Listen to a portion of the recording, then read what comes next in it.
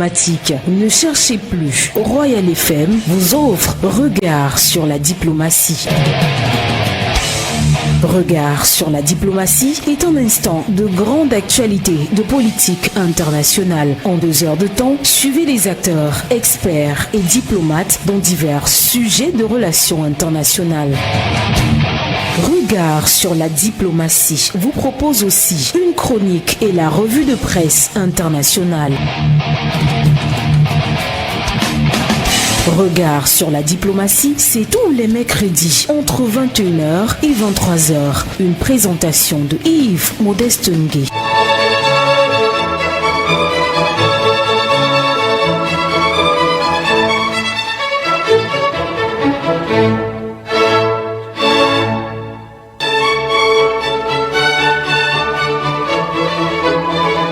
Dites à vos pays que le Cameroun souhaite nouer avec tous, sans réticence ni exclusive, des liens solides d'amitié et de confiance. Notre place nous attend. Il nous tarde de la rejoindre afin de prouver à tous ceux qui nous ont témoigné leur amitié que nos actes seront à la mesure de leur confiance. Nous saurons, dans l'enthousiasme, bâtir une nation dont nos enfants seront fiers et qui, dans le monde, marquera sa place sous le triple signe de notre devise nationale.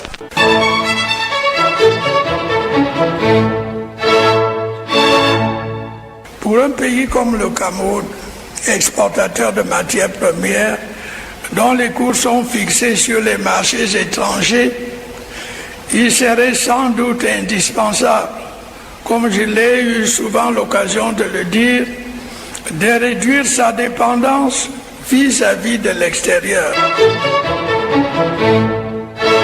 C'est pas parce que le président ne participe pas personnellement au sommet que le Cameroun n'est pas bien représenté ou ne suit pas. Je peux vous dire par expérience que le chef de l'État suit de très près ce qui se passe à l'Union africaine. Docteur Franck Bogo. J'ai un problème quand même qui est fondamental, c'est le chevauchement, n'est-ce pas, des trajectoires.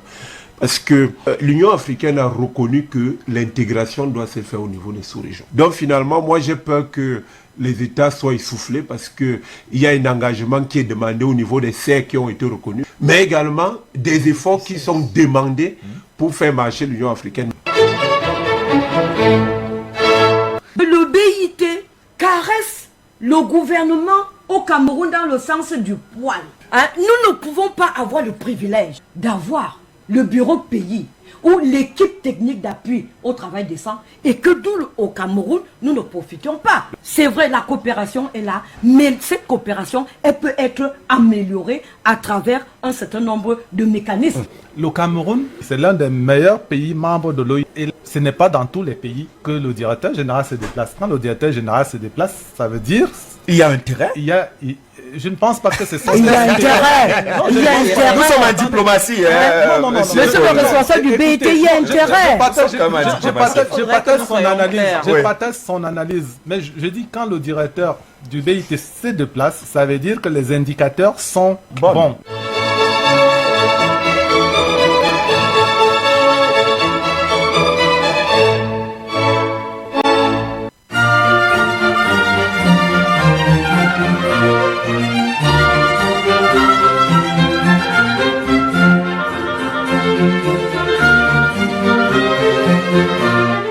C'est un plaisir, mesdames, messieurs, de vous savoir encore plus nombreux à l'écoute de Regard sur la diplomatie. Ça se passe sur 88.4 Royal FM, disponible en direct sur Facebook à l'adresse Royal FM en un mot espace Cameroun. Considéré comme l'une des plus anciennes relations que le Cameroun entretient avec les puissances étrangères, la coopération avec la Belgique nous intéresse ce soir.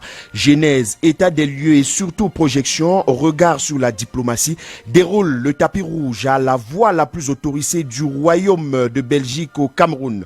Romuald Ekoume est à la mise en onde de l'émission, cadrage vidéo Alain Kwekam, régie d'antenne, Yannick Sylvain Guéléoui, coordination éditoriale Carole Prudence Tientieux, coordination centrale Roger Kiek de Kiki, supervision générale Emmanuel Noël Bissaï, micro de présentation. Je suis Yves Modeste Nguy. Bonsoir à tous et bienvenue.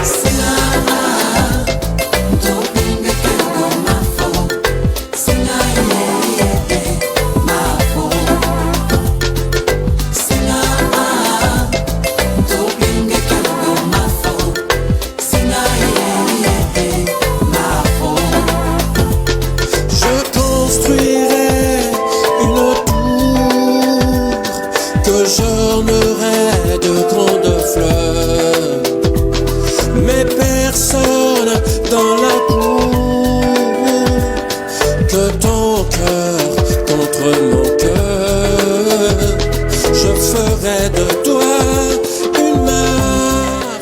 Oui, vous suivez bien Regard sur la diplomatie. Vous pouvez également nous regarder sur Royal FM Espace Cameroun, Royal FM Espace Cameroun, en direct de la page Facebook. Nous accueillons dans ce studio son Excellence Stéphane Dopagne. Bonsoir, Excellence. Bonsoir, Monsieur Ngué. Comment vous allez? Très bien, merci. Et vous? Alors, ça va très bien ici également. Bienvenue sur Royal FM. Merci. Alors, je veux dire que Stéphane Dopagne, ambassadeur de Belgique au Cameroun, a été précédemment consul général de Belgique à Lubumbashi, c'est en République démocratique du Congo. Ça veut dire qu'il a quand même une certaine connaissance dans la zone du lac Tchad. C'est en novembre 2016, monsieur l'ambassadeur, que vous avez présenté vos lettres de créance au président Paul Biya. Ça fait 3 ans et poussière que vous êtes au Cameroun. Alors, comment vous vivez au Cameroun?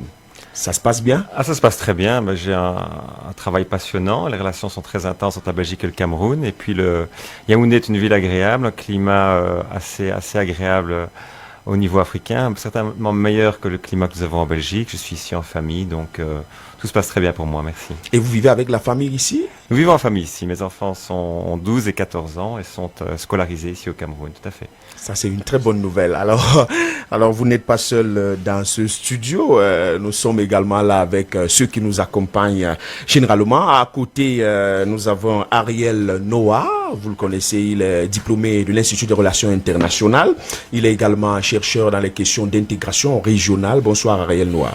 Bonsoir Monsieur Ngué, bonsoir à tous vos fidèles auditeurs et tous ceux qui nous regardent sur Facebook. C'est un plaisir renouvelé d'être là parmi vous ce soir. D'accord. Et à côté de vous également, Ousmane Amin Fadil Koutou.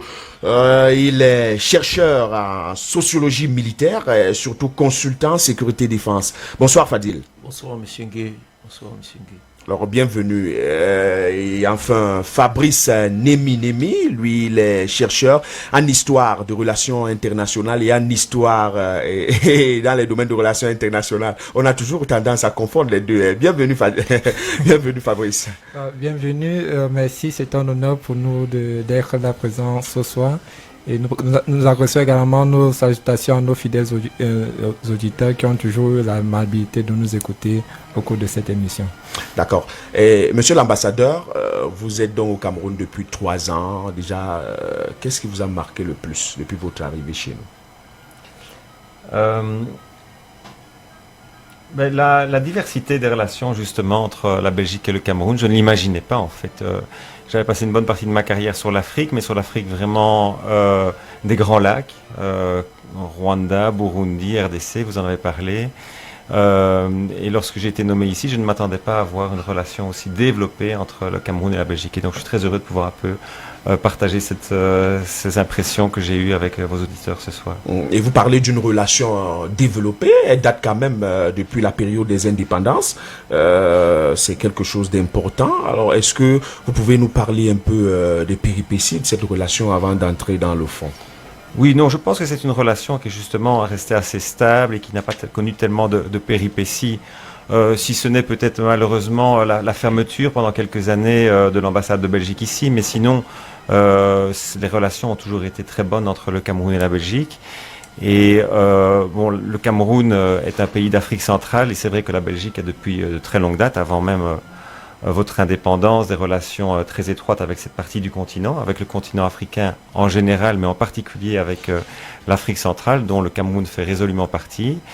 Et donc ces relations se sont développées depuis très longtemps en fait, depuis plus d'1 siècle, je dirais. Alors c'est vrai, Stéphane, son excellence Stéphane Dopagne, je suis tenté de vous poser la question. La Belgique a quand même 2 représentations au Cameroun. Pourquoi?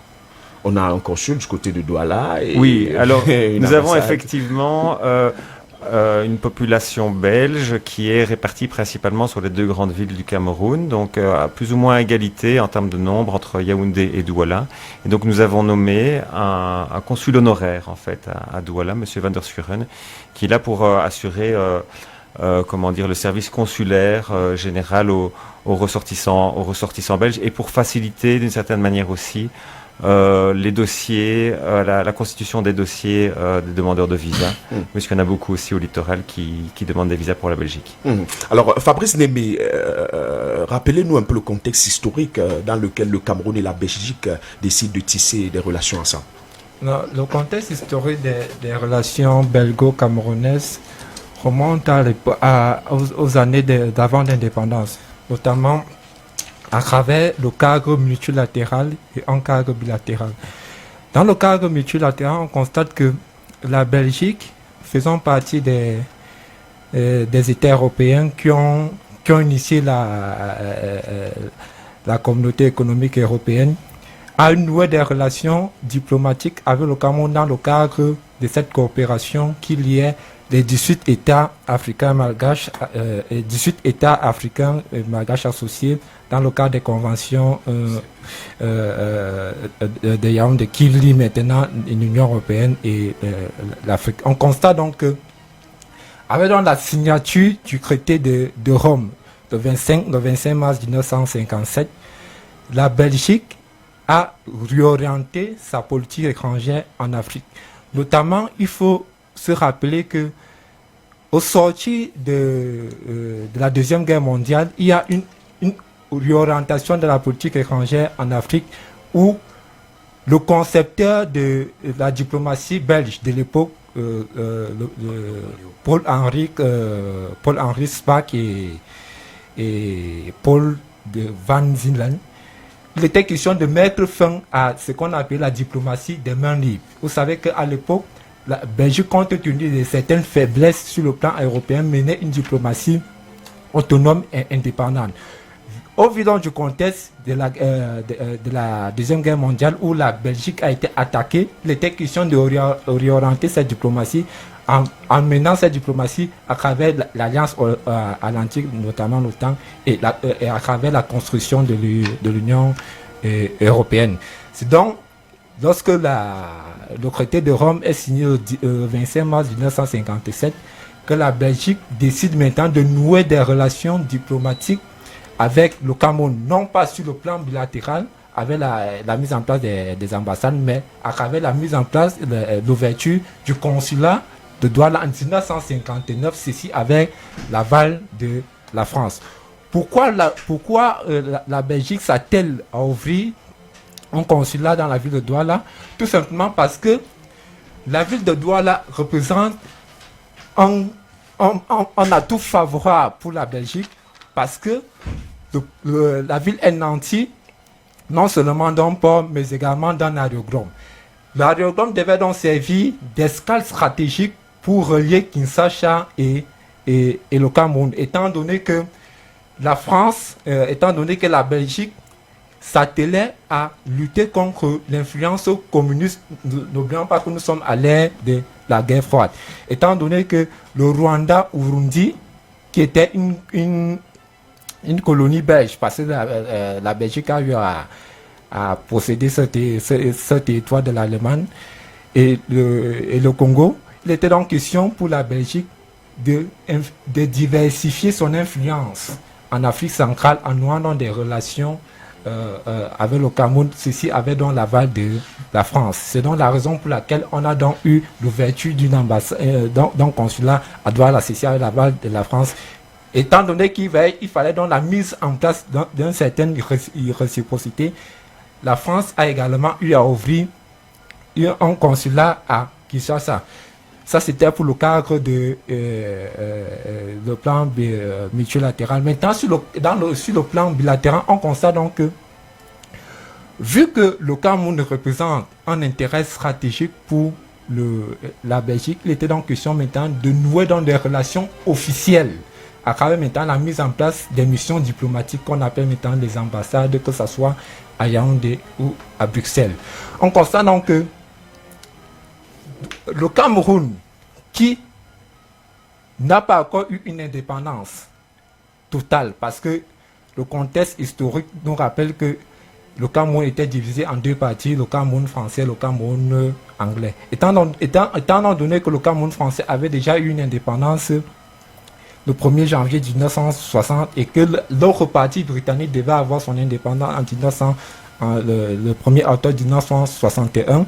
Il était donc question pour la Belgique de jouer sur cet intérêt diplomatique pour que le Cameroun soit un allié fidèle de la Belgique pour conclure dans l'influence communiste dans la... C'est dans l'arrivée de la Belgique comme ça au Cameroun. C'est dans l'arrivée de la Belgique, mais il faut également rappeler que celui qui a eu à faciliter, si on peut le dire ainsi, l'ouverture de cette mission diplomatique entre le Cameroun et la Belgique, c'était l'ambassadeur belge d'Abidjan qui avait eu à effectuer une tournée, notamment à Lagos et au Cameroun en 1961. Compte tenu du fait que il s'est rendu compte que le gouvernement camerounais était en soutien favorable à la Belgique dans la situation politique en RDC, il a donc fait un rapport favorable au ministre des Affaires étrangères de l'époque, Paul-Henri Spaak, pour l'ouverture d'une ambassade au Cameroun, étant donné qu'après l'indépendance du Zaïre, il y a eu certains troubles politiques où la Belgique a eu à fermer sa représentation diplomatique à Kinshasa.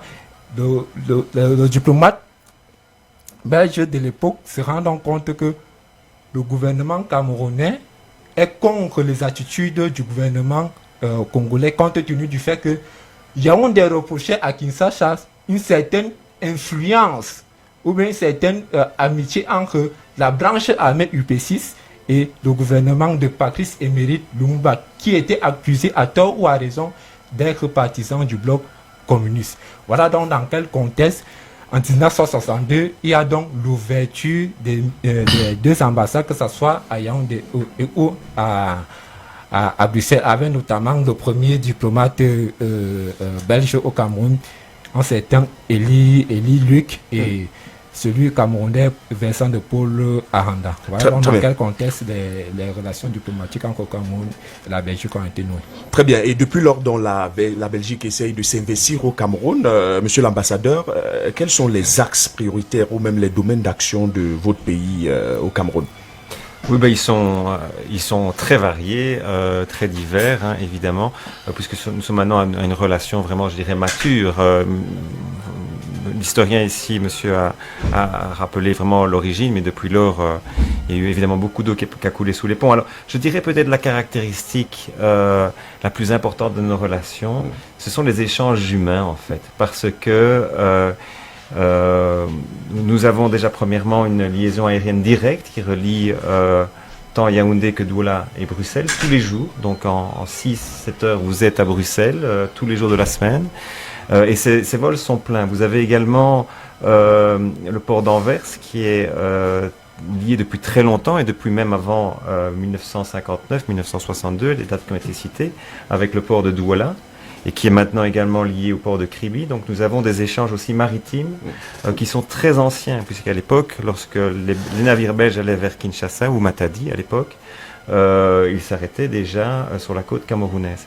Donc tout ça a créé des échanges humains très importants. Nous avons maintenant une importante diaspora camerounaise en Belgique. Ces avions dont je parle sont pleins tous les jours.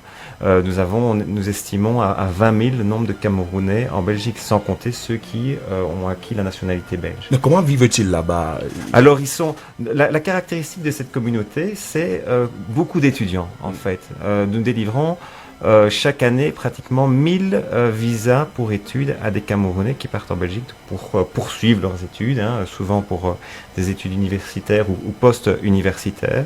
Mais donc il y a vraiment un fort attrait des enseignements, des instituts d'enseignement belges. Pourquoi? Je pense que la qualité des instituts belges est reconnue, mais vous avez évidemment la langue qui est partagée et qui depuis toujours a créé un lien particulier entre nos deux pays. Vous avez évidemment des relations historiques beaucoup plus fortes et beaucoup plus anciennes avec la France, avec le Royaume-Uni, peut-être même avec l'Allemagne. Mais je pense qu'avec la Belgique, qui a toujours été intéressée par l'Afrique centrale, elles sont très anciennes aussi, et la langue a sans doute joué. Donc vous avez beaucoup d'étudiants, et vous en avez certains qui restent après en Belgique, qui ont trouvé un conjoint sur place, qui ont trouvé un boulot. Et donc, c'est une population qui est bien intégrée en Belgique, qui ne pose pas de problème en fait. On parle souvent des problèmes de l'immigration, mais moi j'ai régulièrement nous avons eu 2 fois ces dernières années la visite du ministre en charge de la migration au Cameroun. Ils disent toujours, nous n'avons pas de problème particulier avec la diaspora camerounaise. C'est une diaspora qui est bien intégrée en Belgique. Elle est exemplaire également. Exemplaire. C'est vrai que ceux qui nous écoutent, ambassadeur, pourraient se demander, on dit, de milliers de Camerounais vivent en Belgique, mais est-ce que l'accès est facile? Alors l'accès, oui, c'est toute la question des visas. Bon, c'est une des tâches principales de cette ambassade. Nous avons énormément de demandes de visas. Nous avons pratiquement 8000 de demandes de visas pour la Belgique au cours de cette année 2019. C'est un nombre qui est en augmentation constante. Effectivement, c'est un défi pour l'ambassade et pour les services de l'immigration en Belgique de gérer cette hausse croissante. Donc nous avons renforcé continuellement les équipes à l'ambassade. Nous avons essayé de moderniser, de faciliter les procédures, mais ça reste toujours effectivement un parcours relativement long. Ça, je le consens, surtout à la haute saison. Les demandeurs de visa pour études, évidemment, introduisent tous leurs demandes de visa avant la rentrée qui se situe en septembre en Belgique. Et donc, vous avez parfois des engorgements. Donc, nous sommes tout à fait conscients des difficultés que cela peut parfois être. Mais en tout cas, l'ambassade et la Belgique font tout pour faciliter, pour fluidifier le traitement de ces demandes de visa. Et surtout l'intégration de nos frères de ce côté-là. Oui. Ça arrive, non? Oui, tout à fait, bien sûr. Oui, nous avons beaucoup de Camerounais qui travaillent d'ailleurs à l'ambassade de Belgique. Alors, je vous propose de prendre la première halte de cette émission, la chronique. Regard sur la diplomatie, la chronique. Nous allons parler d'un aspect tout particulier de la coopération entre la Belgique et le Cameroun, une coopération bilatérale qui date et qui fait bien des heureux dans les milieux étudiantins du Cameroun. Michel Mbarga. Selon les autorités belges, le Cameroun occupe la première place au classement des nationalités introduisant le plus grand nombre de demandes de visa d'études. Une demande de visa sur 5 est en effet portée par un Camerounais, des chiffres qui témoignent de l'attractivité de la destination belge pour les étudiants camerounais en quête de spécialisation pointue. Et bien que les autorités belges encouragent l'arrivée d'étudiants étrangers, notamment camerounais, sur leur sol, elles veillent néanmoins à éviter que ne se développent des filières d'immigration irrégulière. L'accès et le séjour sur le territoire belge sont donc conditionnés au respect des procédures légales de la transparence et de la sérénité. Double vigilance donc pour éviter que de faux documents ne soient donc produits à l'appui des demandes de visa d'études. Avec le concours des officiels camerounais, les autorités belges veillent au grain. Les deux pays ont ainsi signé un protocole d'accord le 1er février 2017. Il vise à lutter contre l'obtention frauduleuse de visas, notamment toujours dans le même ordre d'idées. Et cette fois, le 31 janvier 2018, la Direction générale de l'Office des étrangers du service public fédéral intérieur du Royaume de Belgique et l'Institut français du Cameroun ont signé un protocole d'accord qui permet à la fois de renforcer ces mesures anti-fraude et d'offrir un accompagnement plus personnalisé aux étudiants camerounais désireux de poursuivre leur parcours en Belgique. Un royaume de Belgique soucieux de voir les étudiants camerounais régulièrement établis sur leur territoire afin de bénéficier pleinement des diverses prestations sociales prévues à cet effet. Mais n'allez surtout pas croire que la coopération belgo-camerounaise se limite aux migrations d'étudiants. C'est une coopération ancienne, vous l'avez dit, et assez diversifiée. Ça aussi, l'ambassadeur l'a dit. Personne n'oubliera de sitôt que la totalité du stock de la dette du Cameroun envers la Belgique a été annulée en 2006 dans le cadre des retombées de l'atteinte par le Cameroun de l'initiative Pays pauvres très endettés, PPTE. On parle là, Yves Modeste Ngué, d'une enveloppe dont le montant est estimé à 2544 milliards de francs CFA. Chronique signée par Michel Mbarga. Michel Mbarga, merci et bonsoir. Merci à vous, bonne soirée également.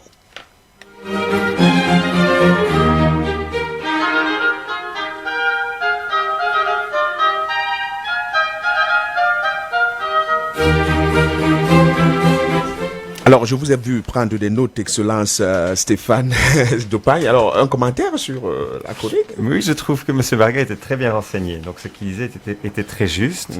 Voilà, nous commençons cette émission en parlant des étudiants. C'est vrai que c'est un des aspects les plus marquants de notre coopération, mais il est vrai. Hein, donc, il faut que je dise très clairement à nos auditeurs.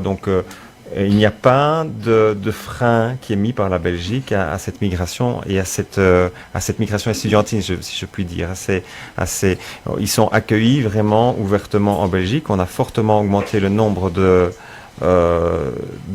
d'étudiants qui venaient étudier en Belgique ces dernières années. Mais effectivement, comme le disait M. Barga, tout ça doit se faire, il a dit, dans la transparence et dans la sincérité. C'est-à-dire qu'il y a des règles qui doivent être suivies, mais il faut que effectivement elles soient suivies. Ça, c'est vraiment la ligne directrice de notre politique migratoire. C'est oui aux migrations, oui aux délivrances de visas, oui à l'augmentation des flux, parce qu'on estime que c'est une richesse, donc des flux humains entre les deux pays, mais ça doit se faire dans le cadre des règles qui sont agréées en fait entre nos deux gouvernements. Voilà qui est motivant d'ailleurs.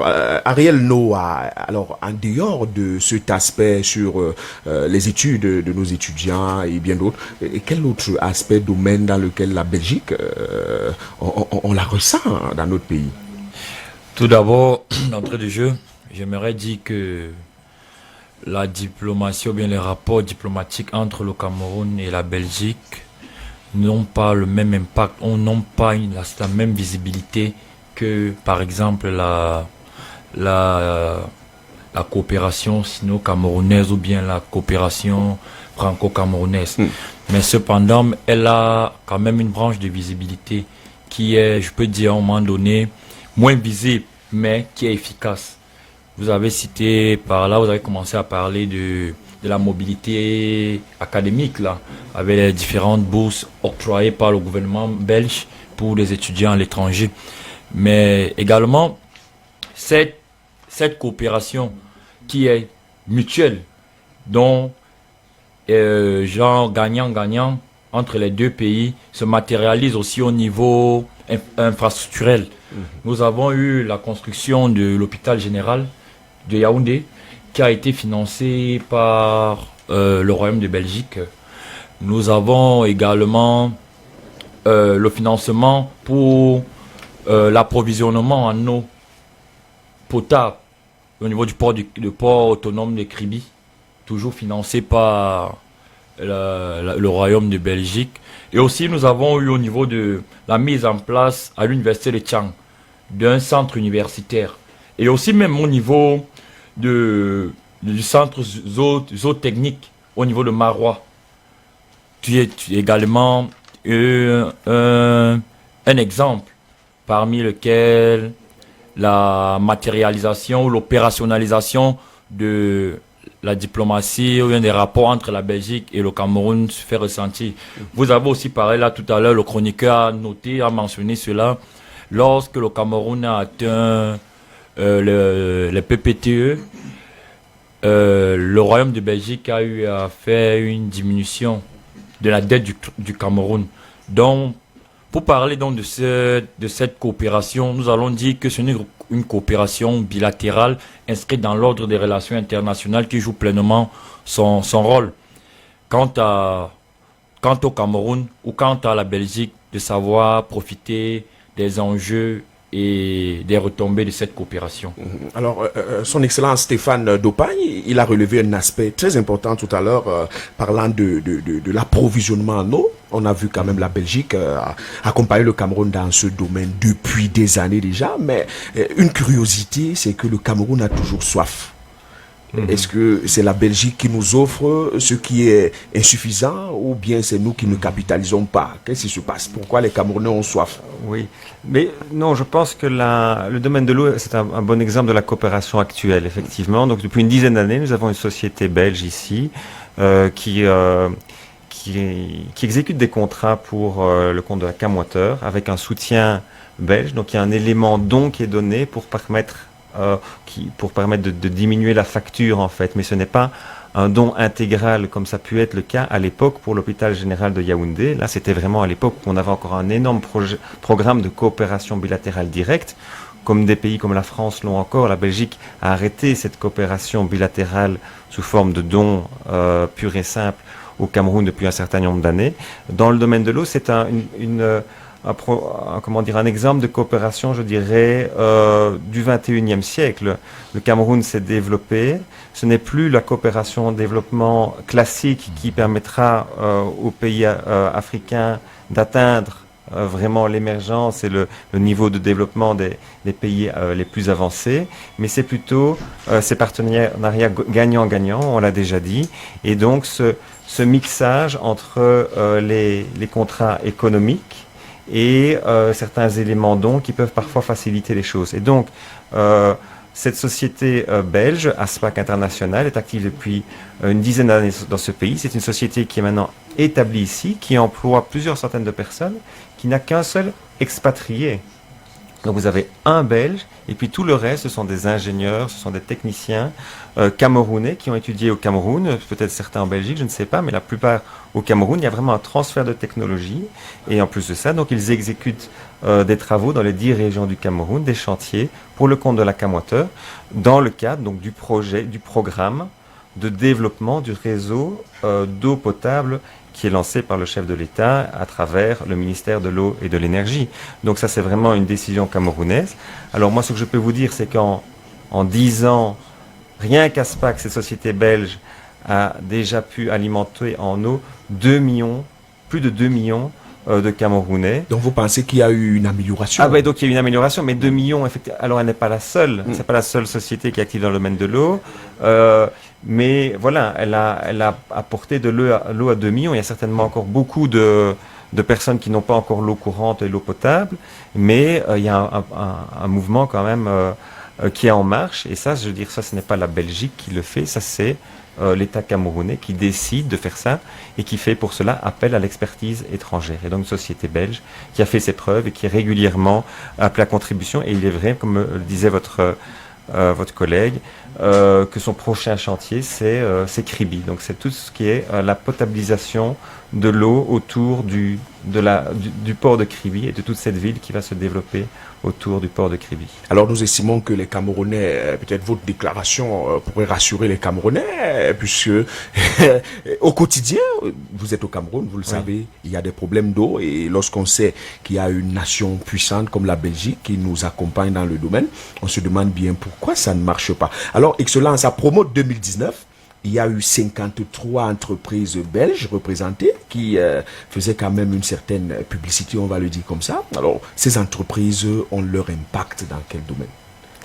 Domaine très varié, effectivement. 53 entreprises. Donc, à l'époque, on m'a dit que c'était la plus grosse délégation qui participait au Salon Promo de 2019. Le Premier ministre nous a fait l'honneur d'ailleurs de rendre visite à notre stand au tout début de sa visite sur le site de Promote. Donc ces sociétés sont actives dans différents domaines. Les sociétés les plus connues, je ne sais pas s'il faut que je les cite, mais vous avez ici B6 dans la construction, qui a fait beaucoup de ponts, certains à l'époque sous financement, sous forme de dons belges, lorsque la Belgique était encore dans un programme de coopération bilatérale directe avec le Cameroun, mais qui a construit des bâtiments, qui est actuellement partie prenante dans la construction du barrage de Nachtigal, un consortium franco-belgo-marocain, avec également des entreprises espagnoles et autres qui sont impliquées. Mais donc eux, ils ont vraiment la construction du gros œuvre, si vous voulez, de tout ce qui est structure en béton de ce barrage. Donc ça, c'est une société qui est fort connue. ASPAC, je l'ai cité. Nous avons Brussels Airlines, je l'ai déjà cité aussi. Alors nous avons des sociétés qui sont actives dans l'exploitation forestière, dans l'huile de palme, Socfin, qui est bien connue sous le nom de Socapalm ici au Cameroun. Nous avons des sociétés, les Provenderies du Cameroun, avec des intérêts belges. Alors vous avez des joint ventures évidemment aussi du côté de Bafoussam. Vous avez beaucoup de sociétés belges aussi qui fournissent du matériel de transport, donc des véhicules de toutes sortes.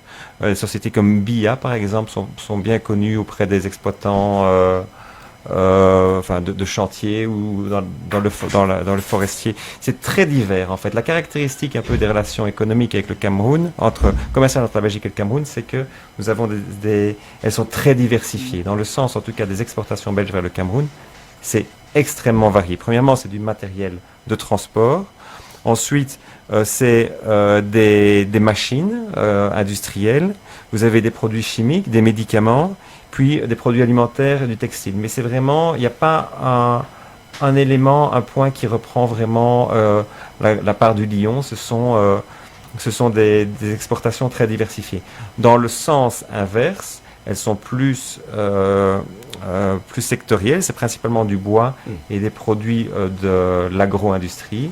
Mais ce qui est remarquable avec le Cameroun, et ce que nous n'avons pas, ce que la Belgique n'a pas avec beaucoup d'autres pays de la région, je dirais de l'Afrique de l'Ouest, c'est que ce sont des relations économiques qui sont à l'équilibre. Vous avez plus ou moins autant de flux d'exportation de la Belgique vers le Cameroun que d'importation du Cameroun vers la Belgique. Et c'est ce qui intéresse justement les ports de Belgique, c'est que les conteneurs qui viennent ici ne repartent pas à vide.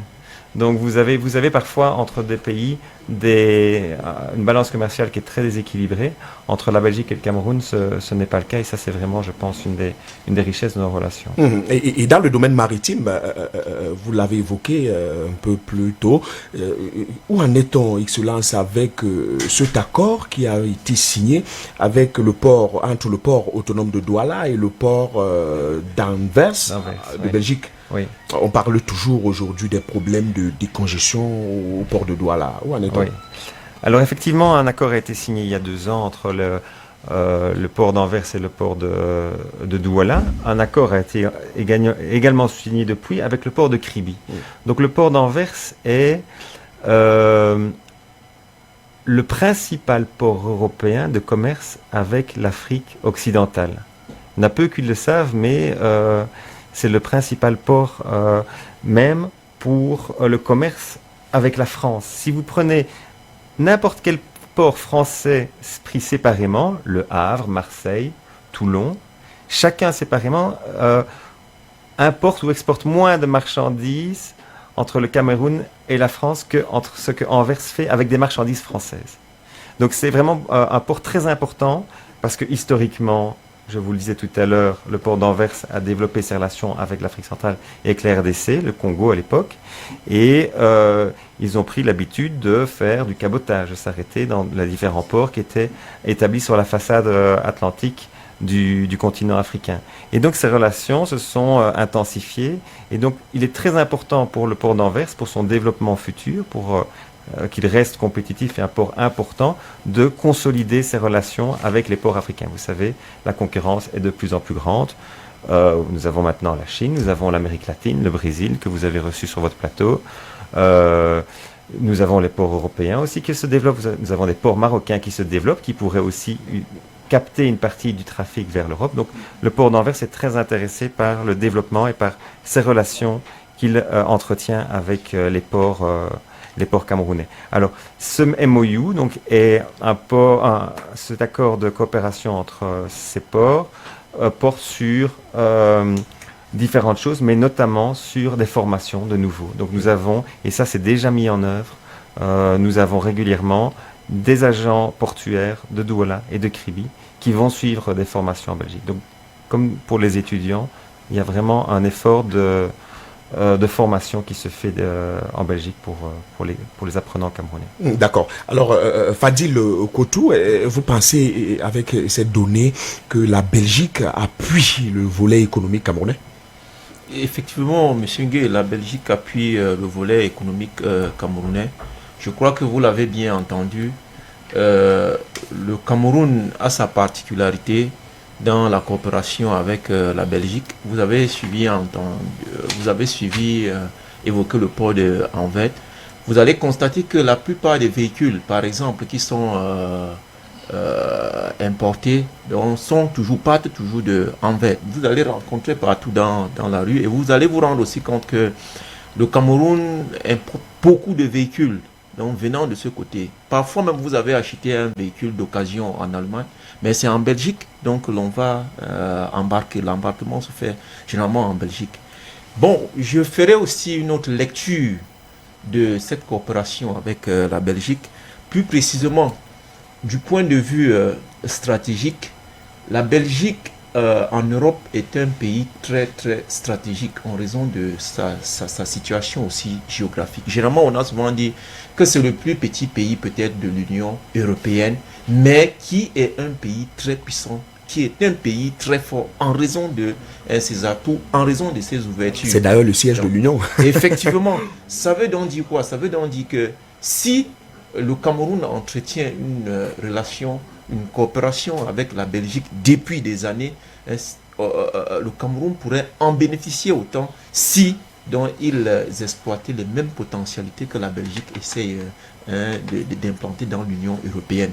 Parce que dans le cadre, dans les relations donc, entre le Cameroun et la Belgique, il ne suffit pas de voir ce que la Belgique fait au Cameroun ou ce que le Cameroun fait donc, à la Belgique, mais il faudrait aussi une autre lecture, qu'en raison donc, de la situation de la Belgique dans l'Union européenne, le Cameroun pourrait aussi, en raison de sa situation dans l'Afrique centrale, donc en être aussi, exploiter ses atouts, donc copier. Voilà, je voudrais parler de la copie, donc une copie intelligente de la politique, de la stratégie belge dans l'Union européenne. Donc, je vais aussi retourner dans le cadre de l'humanisation de la coopération entre le Cameroun et la Belgique. Vous allez vous rendre que c'est une coopération beaucoup plus humanitaire. L'eau, dans certaines régions du Cameroun, constitue une denrée extrêmement rare. Je vais prendre le cas de la région septentrionale du Cameroun, où il y a des zones où pour avoir une goutte d'eau potable, il faut en moyenne parcourir 14 km pour avoir une goutte d'eau potable. Donc l'eau dans ces régions constitue une denrée extrêmement rare. Alors, la Belgique, donc, sensible donc, à cette situation, donc, un État humaniste va donc se rendre compte que pour sauver ce peuple, il faut quoi? L'approvisionnement en eau potable. Vous voyez maintenant, d'expérience en est, lorsque vous êtes dans la partie septentrionale, à la première arrivée, le mot de bienvenue, lorsqu'on t'a accueilli en t'offrant un verre d'eau, ça veut dire que tellement chaleureusement donc, l'accueil a été. Et vous voyez, or ici peut-être dans d'autres parties du Cameroun, lorsque vous y arrivez, vous attendez des bouteilles de whisky, vous attendez des bouteilles de jus. Or dans la partie septentrionale, c'est avec un verre d'eau, parce que l'eau constitue une denrée extrêmement rare. Donc du coup maintenant avec les initiatives belges dans le cadre de l'approvisionnement en eau, dans le cadre de l'éducation, dans le cadre économique, tout cela ce sont les relations internationales. Aucun pays ne peut se développer. Il faut s'ouvrir avec le monde extérieur. Donc dans ce cadre, si le Cameroun entretient des relations avec la Belgique, c'est aussi dans un contexte développemental, c'est aussi dans un contexte, il faut progresser, il faut s'ouvrir avec le monde en général. Nous ne pouvons pas évoluer, il faut un certain partage.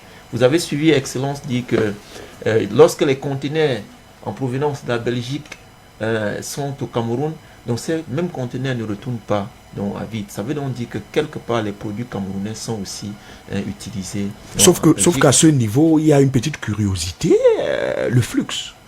On a l'impression qu'il est léger. Bon. Comparément au trafic avec d'autres pays, notamment de l'Union européenne. Le flux, il est léger. Je crois vous avoir toujours dit par moment que les relations internationales se constituent comme un panier à fruits. Vous n'allez pas imposer peut-être à un pays de prendre ce dont il n'en a pas besoin. Ça veut dire quoi? Donc, parlant du flux, avec d'autres pays, peut-être la Belgique a la particularité. La Belgique a une politique, la Belgique a une stratégie pour le Cameroun dans la sous-région. Donc, ou encore en Afrique. En raison de l'histoire, vous nous avez rappelé, l'historien nous a rappelé la sociogénèse de la relation Cameroun-Belge et tout. Donc, tout part de ce que nous voulons. En relation internationale, avec la coopération Cameroun-Belge, le Cameroun sait ce qu'il cherche et ainsi que la Belgique. C'est un partenariat gagnant-gagnant. Donc, je crois vraiment que je pourrais m'en tenir à ce niveau. Excellence, Stéphane Dopagne, est-ce qu'au niveau politique, la Belgique est aussi auprès du Cameroun? Oui, si je peux d'abord terminer sur la question économique, parce que j'aimerais bien rebondir sur ce que monsieur disait à l'instant.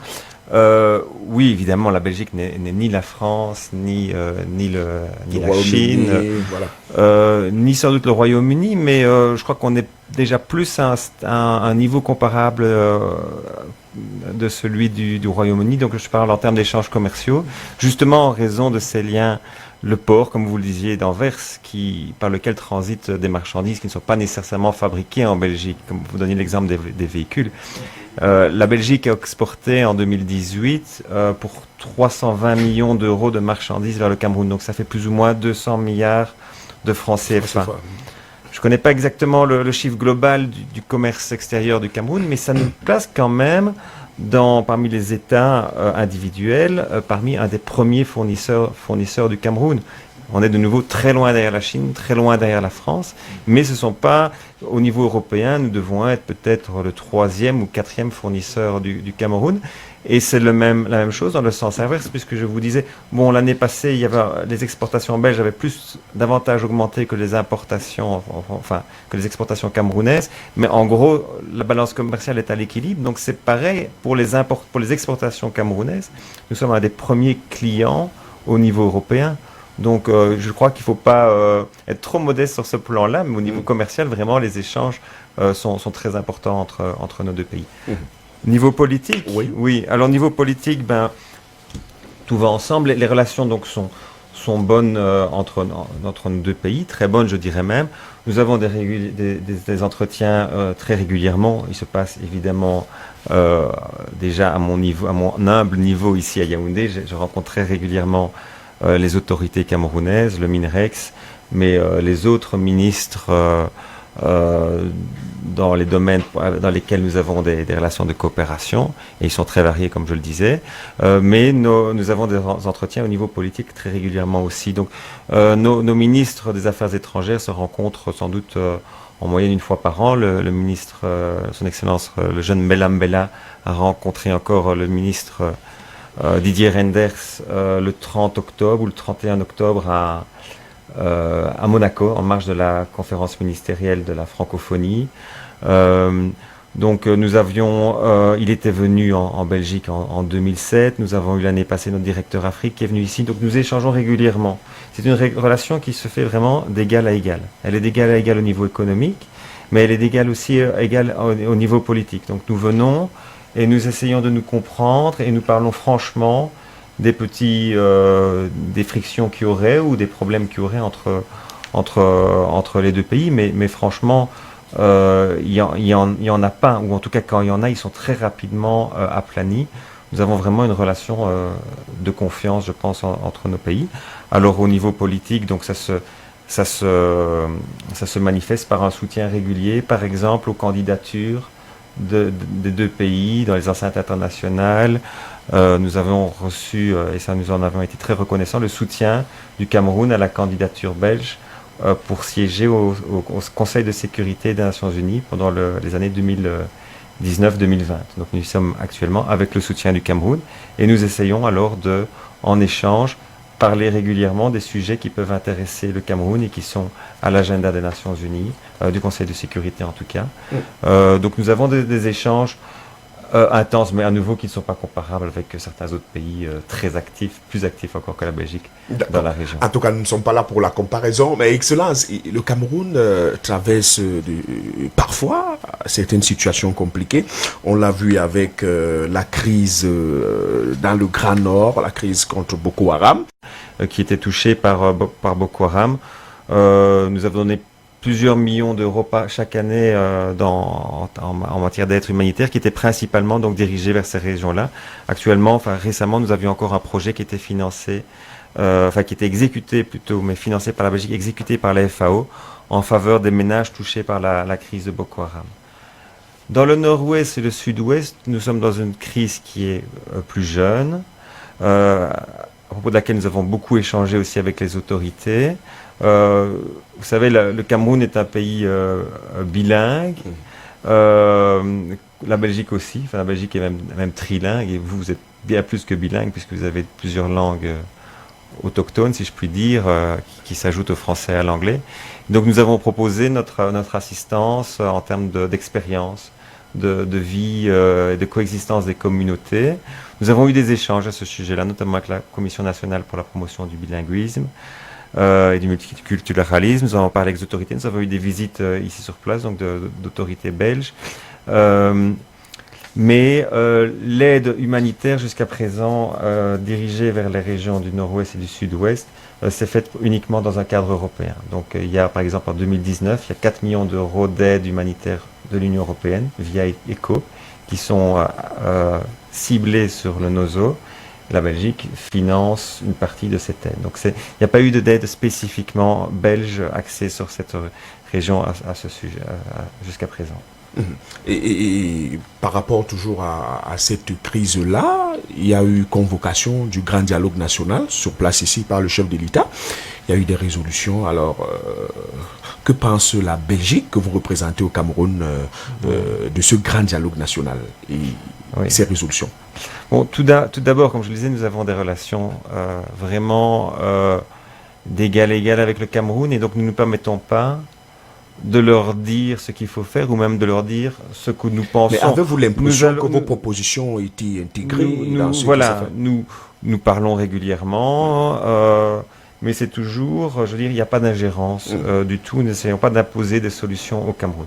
Ce que nous avons toujours dit, et que ce soit dans un cadre bilatéral ou dans un cadre européen, c'est qu'effectivement, il manquait quand même de dialogue. Donc il y avait quand même entre les anglophones, en tout cas ceux qui manifestaient leur mécontentement, et les autorités, je ne dirais pas entre les anglophones et les francophones, mais entre les anglophones qui manifestaient et les autorités, donc une incompréhension, et la Belgique qui a l'habitude des difficultés entre deux communautés, a toujours réussi à les résoudre par le dialogue. Vous savez, notre pays a connu beaucoup de tensions aussi, mais jamais une goutte de sang n'a été versée dans notre pays entre les Flamands et les Wallons, par exemple. Nous avons toujours réussi à nous mettre autour d'une table et à dialoguer.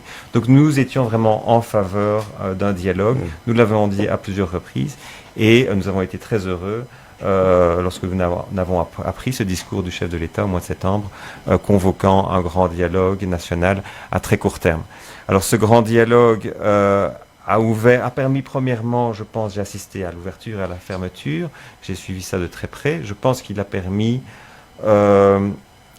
d'exprimer un certain nombre de frustrations. Moi j'ai entendu notamment les démobilisés, certains le premier jour, qui ont pu s'exprimer. Ils auraient sans doute voulu encore avoir plus de temps, mais ils ont quand même pu s'exprimer pendant un certain temps et dire vraiment ce qu'ils pensaient. Et dans les commissions, je pense aussi qu'il y a eu, de nouveau, le temps a été réduit, mais qu'il y a eu quand même une possibilité de réellement s'exprimer, de réellement avoir un échange sur les frustrations de part et d'autre. Et donc, c'est un exercice, je pense, qui était très positif, qui a ouvert la porte à une nouvelle dynamique, avec toutes ces recommandations qui ont été faites. Je pense notamment aux recommandations pour davantage de décentralisation, de pouvoir donner aux régions, et notamment un statut spécial pour le NOSO, d'une révision des systèmes éducatifs et judiciaires. Alors maintenant, effectivement, je pense qu'il ne faut pas que cette dynamique se perde. C'est qu'il y a des recommandations qui ont été émises, elles sont, la plupart, moi j'ai trouvé bonnes. Peut-être que toutes ne pourront pas être mises en œuvre, parce qu'il y a également une question de moyens aussi.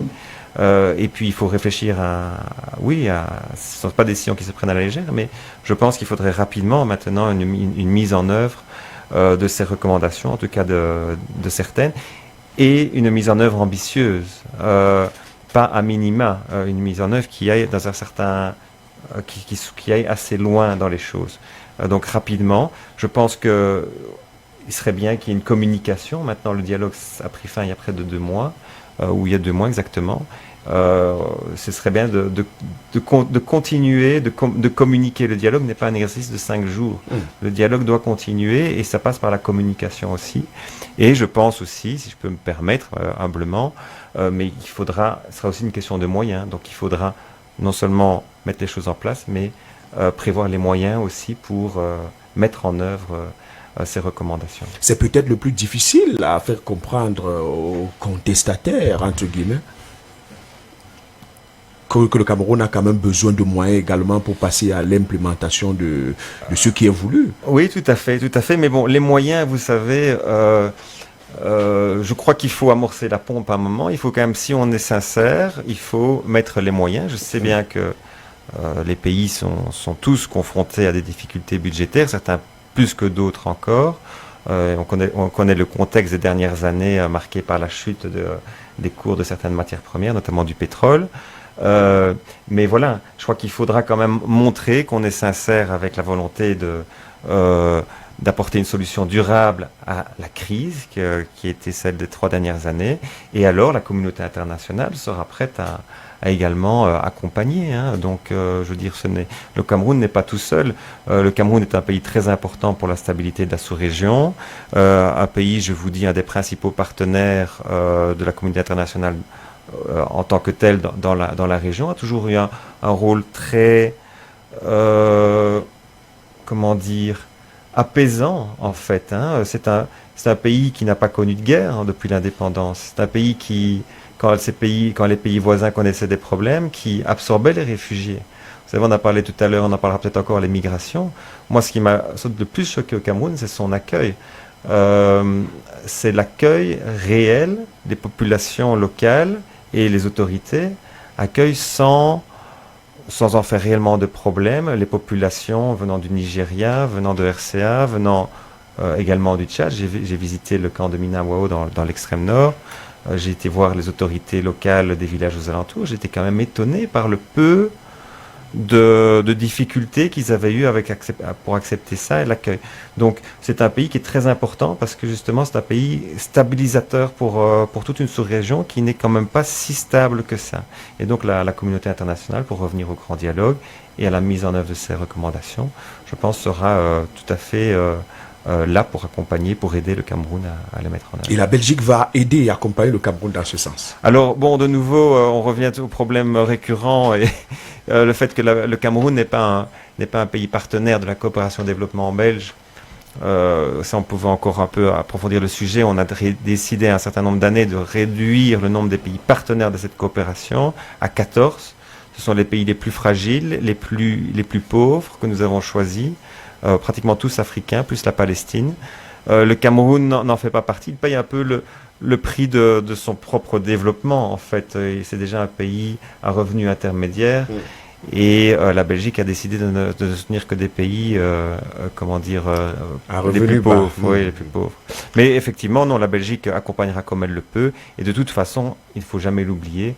On a mentionné au début de cette émission, à travers l'Union européenne, qui reste le principal bailleur de fonds du Cameroun. Et la Belgique contribue à 4%, je pense, du budget de l'Union européenne. D'accord, nous allons prendre une autre pause de l'émission. Regard sur la diplomatie, la revue de presse internationale.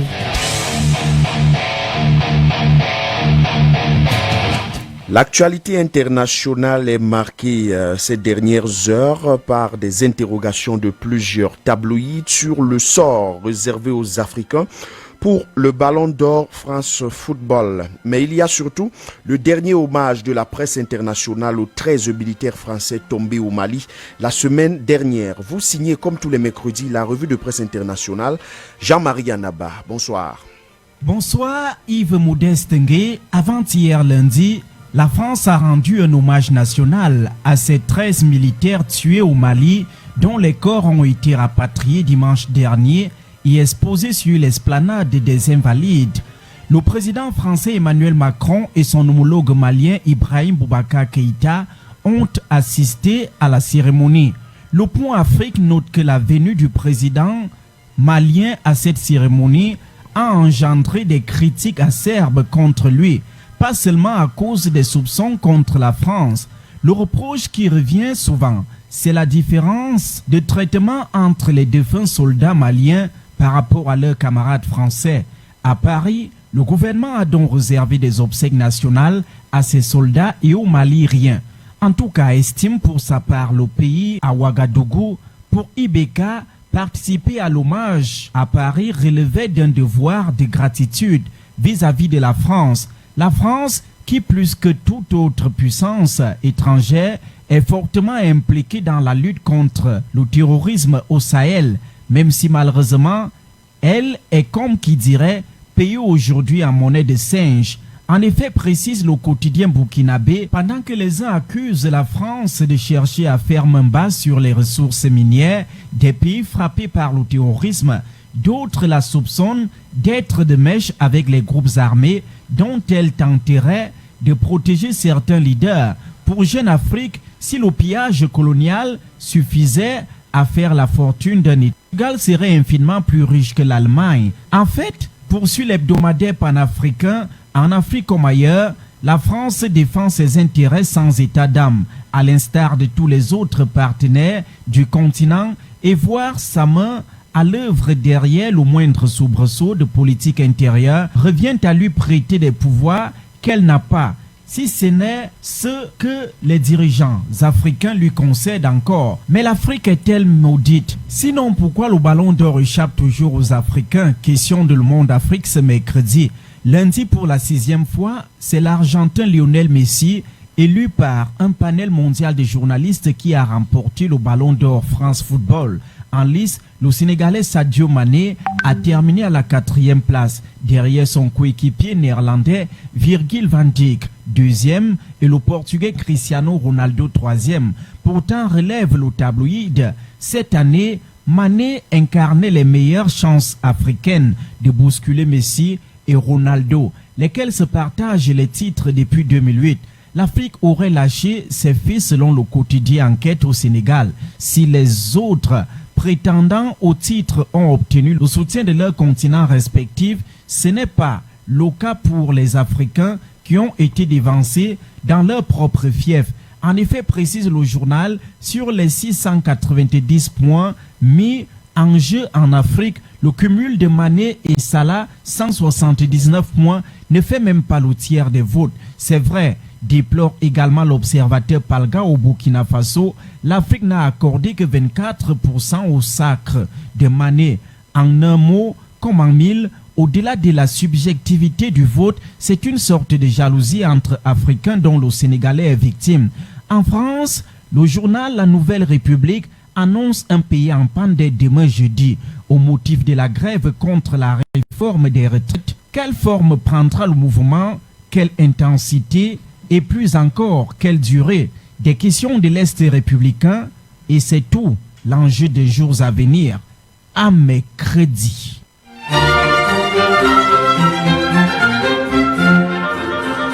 À mercredi, Jean-Marie Anaba, et merci. Vous suivez toujours Regard sur la diplomatie.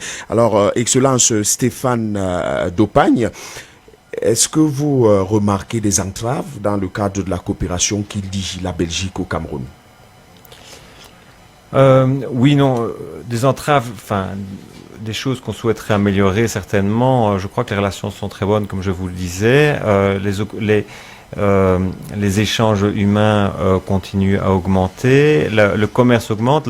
Les exportations belges vers le Cameroun ont augmenté de 11% en 2017 et de 18% en 2018. Donc, je ne m'en plains pas du tout. Les relations politiques sont très bonnes. Les contacts sont fréquents.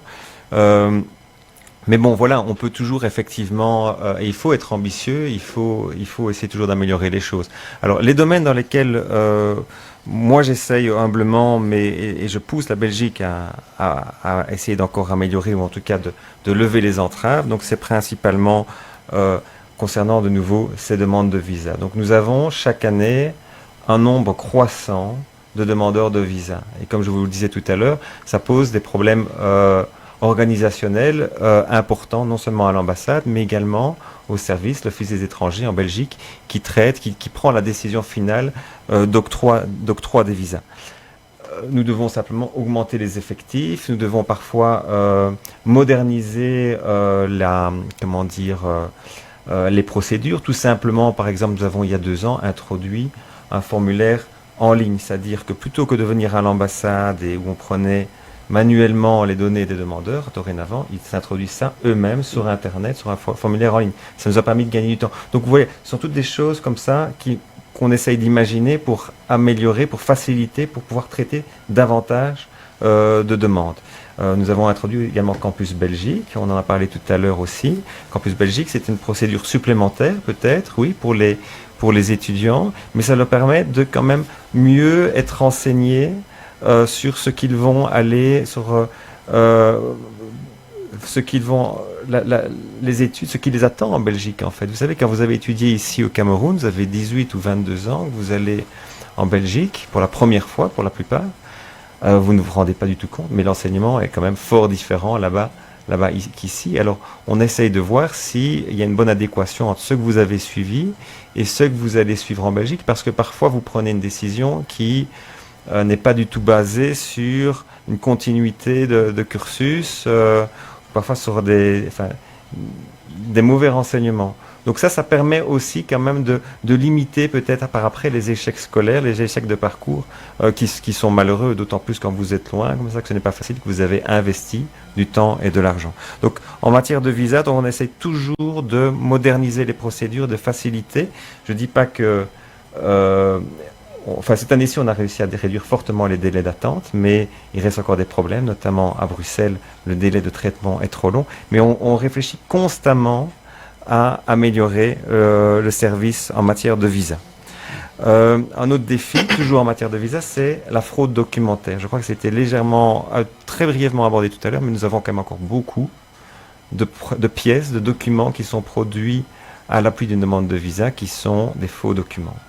Ça, nous avons une collaboration très, très étroite avec les autorités camerounaises pour découvrir ces faux documents. Mais malheureusement, ce sont des faux et donc ça mène à un rejet de la demande de visa. Mais ça nous prend beaucoup de temps parce que traiter ces demandes de visa, finalement qui sont frauduleuses, nous font perdre du temps qui pourrait être utilisé à des demandeurs de visa qui sont totalement avec un bon dossier et qui devraient recevoir leur visa beaucoup plus rapidement. Alors en matière économique, le problème principal, moi j'ai dit au niveau commercial ça se passe bien, mais nous avons encore trop peu d'investissements belges au Cameroun. Donc nous avons eu 53 entreprises qui sont venues ici, mais beaucoup n'envisageaient pas du tout d'investir. Moi je crois qu'il faut vraiment avoir un effort des entreprises belges pour investir au Cameroun. Nous en avons certaines qui l'ont fait et qui s'en félicitent, mais il faut que ça fasse tache d'huile, que ce soit pas uniquement de l'export vers le Cameroun et de l'export du Cameroun vers la Belgique, mais que nous ayons des investisseurs belges ici qui puissent engager, employer tous ces Camerounais formés, éduqués au Cameroun. Je voudrais pour cela, par exemple, pousser mes autorités, ce sont les régions de Belgique qui sont compétentes pour ça, à établir ici un bureau d'attaché économique et commercial qui pourrait vraiment se concentrer 100% sur la promotion de ces échanges économiques et investissements entre les deux pays. Tout ça, évidemment, ça c'est le travail de la Belgique, mais il faut ici aussi que le climat des affaires s'améliore. On est content des relations économiques, mais pour les intensifier davantage, il faudrait revoir différentes choses. On en discute dans un cadre européen, par exemple les autorités. Il y a la pression fiscale qui reste très importante. On a souvent des arriérés de paiement.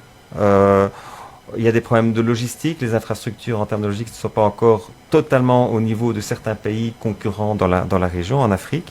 Les coûts, par exemple, des services portuaires restent très élevés. Vous avez une insécurité juridique aussi qui reste importante, donc un contrat n'est pas toujours respecté et c'est pas toujours évident de faire respecter le contrat même en passant par les cours et tribunaux camerounais. Et puis vous avez depuis certaines années, et on espère que ce sera rapidement terminé, mais une insécurité dans certaines régions du pays qui font qu'il est difficile pour l'instant pour des entreprises d'aller opérer dans le nord-ouest ou le sud-ouest, qui étaient pourtant vraiment des moteurs économiques du pays, ou même à l'extrême nord, qui il y a plus longtemps était aussi vraiment un des moteurs économiques du pays, qui l'est moins maintenant, mais à l'époque vous aviez énormément d'expatriés qui travaillaient là-bas dans le coton, dans d'autres cultures. Ça c'est au niveau économique et commercial. Alors au niveau de la coopération au développement de manière générale, moi je pense personnellement que les relations entre la Belgique et le Cameroun sont tellement variées, tellement intenses, que cela mériterait effectivement un effort supplémentaire de mon pays en termes d'aide, de coopération au développement. Je vous ai dit, on a décidé un jour d'arrêter la coopération au développement stricte avec le Cameroun. On continue à la coopération humanitaire, on continue à financer des ONG qui ont des programmes notamment de formation professionnelle. On a une énorme coopération universitaire, donc des universités belges avec les universités camerounaises. Ils viennent faire des formations ici, il y a des bourses, etc. Mais recommencer avec des projets de coopération plus classiques, ou en tout cas faire un effort là-dedans, je pense que ce serait quand même justifié, étant donné les bonnes relations multiformes que nous avons dans ce pays. Et un des atouts que nous avons pour ça, c'est l'importance diaspora camerounaise en Belgique, parce que ces Camerounais en Belgique n'ont pas rompu le lien avec leur pays, au contraire.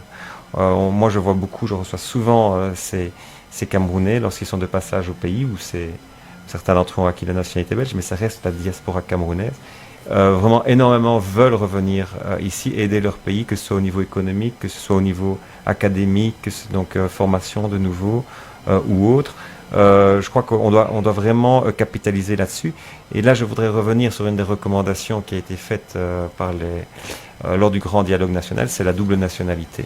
Ça, je pense que ça faciliterait réellement, et donc nous sommes très attentifs à ça, faciliterait réellement ce retour. Je ne dis pas nécessairement définitif, mais en tout cas, s'ils veulent venir investir ici, acheter un terrain ici, s'ils ont acquis la nationalité belge, ils ont des difficultés qu'ils n'auraient pas s'ils avaient gardé leur nationalité camerounaise et qu'ils étaient traités donc purement comme des Camerounais quand ils revenaient pour aider au développement ici. Donc ça, c'est vraiment quelque chose, je pense, ça a été recommandé, c'est sorti du grand dialogue national, mais pour nous, pour les relations belgo-camerounaises, ce serait vraiment très positif de permettre cette double nationalité.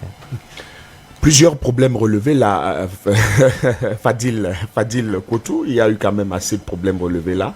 Vous pensez que le Cameroun, ou alors cette coopération, nous sommes en bonne voie de sortie de l'auberge? Effectivement, nous sommes en très bonne voie de sortie de l'auberge. Ça, il n'y a même pas de doute. Je crois que tout a déjà été exposé.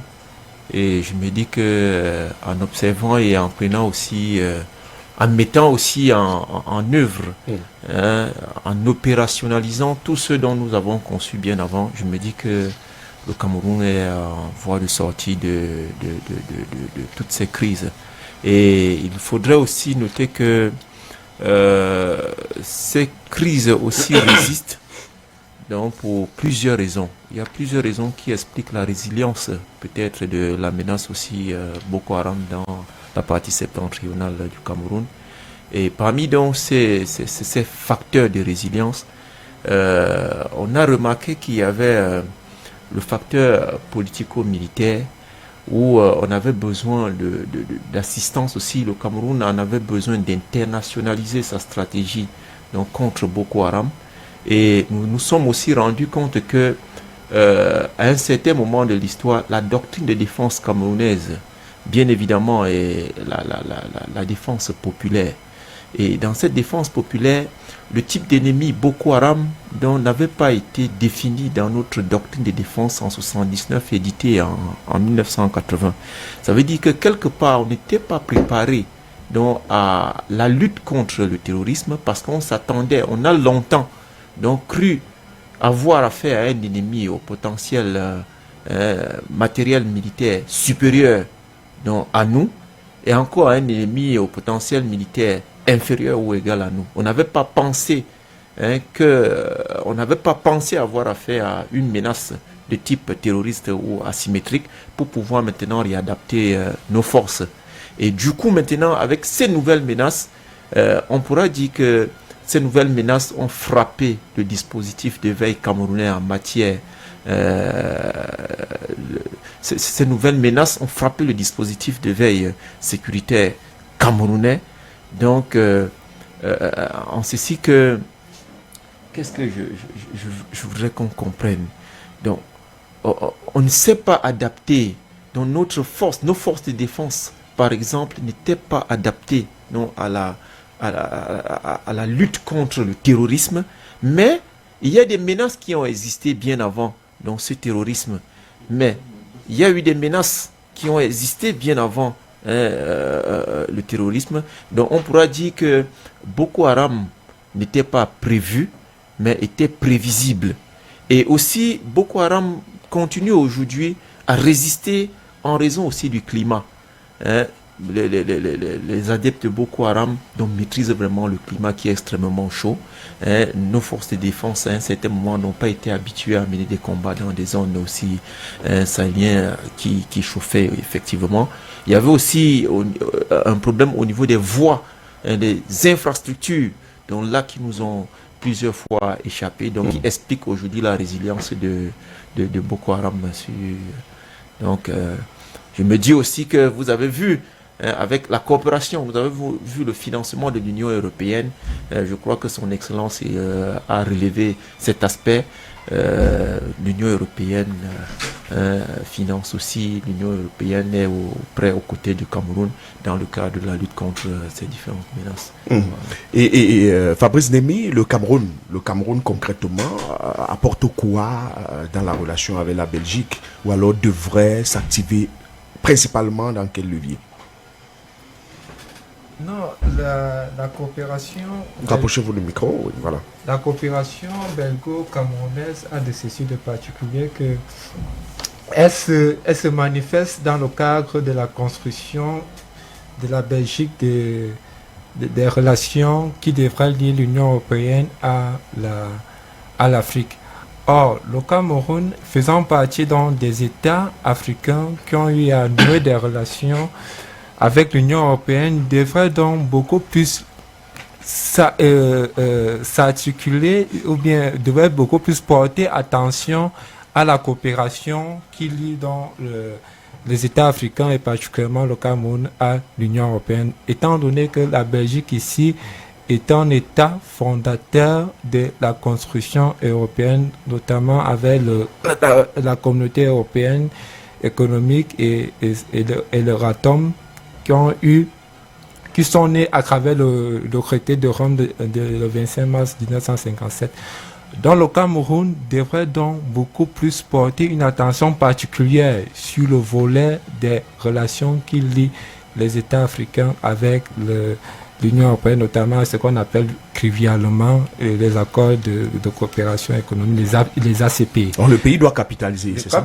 Le pays doit capitaliser, étant donné que la Belgique, pays membre de l'Union européenne, participe au financement des projets de développement au Cameroun, notamment avec le Fonds européen de développement, étant donné que la Belgique et la France sont les deux États qui ont institué ce Fonds européen de développement qui devait servir de levier de financement aux colonies, aux anciennes colonies africaines, étant donné que ce fait avait été institué lorsque le traité de Rome est né. Et le traité de Rome prévoyait dans son préambule une association entre la Belgique, entre les deux États coloniaux de l'époque, qui étaient la France et la Belgique, et ses anciennes colonies en Afrique. C'est donc dans ce contexte que le Cameroun devait beaucoup plus militer afin de nouer davantage ses relations avec la Belgique. Alors, Excellence, vous êtes satisfait de la coopération entre votre pays et le Cameroun?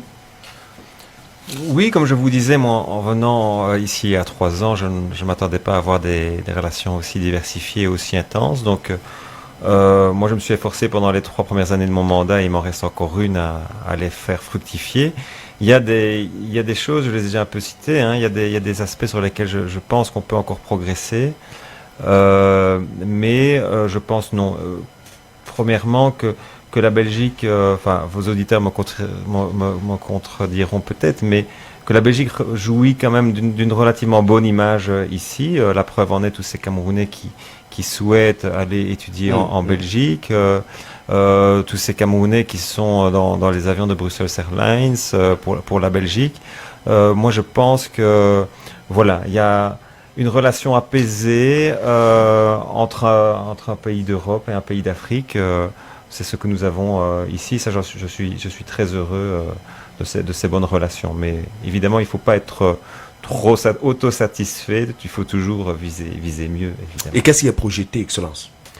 La projection, écoutez, non, on continuera donc à essayer d'améliorer le service en matière de visa. On continuera à organiser des missions de prospection économique. On continuera à essayer d'aider le Cameroun à mettre fin le plus rapidement possible à ces crises sécuritaires dans l'extrême nord et dans le nord-est et nord-ouest et le sud-ouest. On continuera à aider la population, notamment dans le cadre européen, la population qui dans certaines parties du pays, oui, effectivement, souffre, a encore des aspirations tout à fait légitimes à davantage de développement, à davantage de pouvoir participer à cette croissance généralisée qu'on constate dans l'Afrique, mais qui reste finalement assez inégalitairement répartie. Et ça, c'est peut-être dommage. Je crois que donc justement ces projets de coopération belges ou principalement européens doivent axer les plus pauvres pour éviter aussi que ne recommencent des crises comme celle qu'on a eue dans l'extrême nord, qui est quand même un peu liée aussi à, évidemment c'est une crise un peu importée du Nigeria. Le Boko Haram est apparu initialement au Nigeria, mais c'est quand même de nouveau, comme dans beaucoup de pays d'Afrique, ces crises, ces mouvements terroristes qui naissent dans les zones périphériques, qui parfois se sentent peut-être un peu délaissés ou qui ne participent pas suffisamment au développement qu'elle constate dans les autres parties du pays. Donc la coopération internationale doit être là pour assister l'État camerounais à prêter davantage attention à ces régions. Alors vous l'avez évoqué tout à l'heure, les problèmes de migration excellence, c'est quand même un phénomène qui prend de l'ampleur dans le monde, pas seulement au Cameroun, les Camerounais qui y vont, les Africains, ainsi de suite. Et on remarque aussi qu'il y a même des incompréhensions au niveau de l'Union européenne sur ce sujet-là. Que pensez-vous des migrations ? Est-ce que vous pensez qu'il y a à votre niveau une opération ou alors une équation qui pourrait franchement résoudre le problème ? Trouver la solution, non, ça je ne l'ai pas. Mais c'est vrai, les migrations, c'est un phénomène qui a toujours existé, qui existera toujours, et je pense qu'il va prendre davantage d'ampleur, puisque maintenant les moyens de transport se sont améliorés. Nous sommes dans un monde globalisé. Comme je disais tout à l'heure, en 6 heures, vous pouvez être de Douala à Bruxelles. Donc ces migrations ont toujours existé. Ce qu'il y a, c'est que maintenant, il y a beaucoup plus de barrières qui sont mises. La population a augmenté. Pourquoi assez de barrières, Excellence ? Parce que chaque pays a ses raisons. Pourquoi est-ce que un pays africain met des questions de visa assez draconiennes pour venir s'y rendre. Voilà, c'est des raisons différentes de celles qui sont mises par la Belgique aux demandeurs de visa qui vont en Belgique. Je pense que fondamentalement, c'est vrai en Europe, il y a un modèle social qui existe, qui a été donc une protection sociale, les soins de santé pratiquement gratuits, les écoles gratuites, un enseignement de qualité, les allocations de chômage quand vous n'avez pas d'emploi, les allocations familiales pour les familles nombreuses, les pensions donc pour les travailleurs retraités, qui ont été mises sur pied au fil du temps, au fil des décennies, pratiquement des siècles, et qui ne seront pas vivable si vous avez l'établissement de millions de nouvelles personnes qui viennent s'installer. En tout cas, dans un pays comme la Belgique, on ne pourrait pas accueillir tout d'un coup 3 millions de personnes supplémentaires. Tout ce modèle-là exploserait. Donc ça, je pense que c'est la base des barrières. Mais Excellence, certains de nos compatriotes qui vont ou qui arrivent se disent que l'accès de ces pays, ces membres de pays étrangers chez nous est tellement facile que l'accès de nos frères de ce côté-là. Pourquoi trop de restrictions alors que au niveau des pays africains, il n'y en a pas assez? Oui, mais donc voilà. Moi, je pense que non, au niveau africain, c'est pas toujours évident non plus pour un Belge, par exemple, de venir s'installer au Cameroun ou ailleurs en Afrique. Non, il y a peut-être une mesure de rétorsion dans certains pays qui ont établi l'obligation de visa pour des ressortissants européens en rétorsion au fait que le visa est établi pour leurs ressortissants allant en Europe. Mais de manière générale, donc ça, je crois qu'il y a ces obstacles qui sont nouveaux, qui sont croissants, mais malgré ça, il faut continuer à favoriser l'émigration. C'est une ouverture sur le monde. Enfin, ça crée justement cette richesse des relations que nous avons actuellement entre la Belgique et le Cameroun. Je disais, les projets de coopération que nous avons ici au Cameroun, ce sont souvent des membres de la diaspora qui en sont les initiateurs en Belgique. Donc ça, c'est extraordinaire. Les projets économiques aussi, les échanges économiques. Ce sont souvent, quand vous avez des missions économiques belges qui viennent au Cameroun, ce sont souvent des sociétés belges, oui, mais qui ont été créées par des Camerounais qui viennent ici. Donc ça, c'est extraordinaire. Mais il faut que ça se fasse dans une certaine légalité. Donc le monde est ordonné, il y a des règles qui ont été mises. Je crois que le danger aussi, si on ne respecte pas les règles, c'est d'être exposé également. D'être exposé au réseau criminel, que ce soit les passeurs. On a beaucoup parlé des passeurs en Afrique vers la Libye, en Libye, et puis sur la Méditerranée. Mais même une fois que vous êtes en Europe, vous savez, si vous êtes dans l'illégalité en Europe, c'est quand même, vous tombez aussi souvent proie de personnes peu scrupuleuses qui vont vous exploiter aussi. Et finalement, vous avez un déclassement social. Vous avez beaucoup d'émigrants qui vont en Europe. Ce sont des personnes qui sont quand même qui ont un certain niveau social ici, des moyens, etc., et qui peuvent se retrouver déclassés parce qu'ils tombent dans des réseaux d'exploitation, parce qu'ils n'arrivent pas à s'en sortir en Europe. Donc je pense que ce qui est vraiment important, c'est la migration légale. Donc nous, on essaye de faciliter les choses, de mettre en place une politique migratoire légale relativement accessible, mais il faut que les conditions soit respecté par les demandeurs de visa. Une autre actualité mondiale, c'est les changements climatiques excellents. Oui. C'est cette semaine même, il y a cette actualité de la COP25. Que pensez-vous des changements climatiques, de cette actualité? Mais autant que les migrations qui seront un thème qui va rester dans l'actualité dans les années et les décennies à venir, je crois pour toujours, et j'espère qu'on trouvera des solutions, autant le changement climatique, l'urgence climatique est un thème extrêmement important qui malheureusement n'est pas encore pris en compte par tout le monde, mais qui de plus en plus rentre quand même dans les mentalités. Les dernières années ont été les plus chaudes jamais enregistrées. Il y a quand même une prise de conscience à ce sujet-là. Le problème, c'est que finalement, ce sont les pays du Sud, ceux qui ont le moins contribué historiquement, qui encore actuellement contribuent le moins au réchauffement climatique, qui le subissent le plus.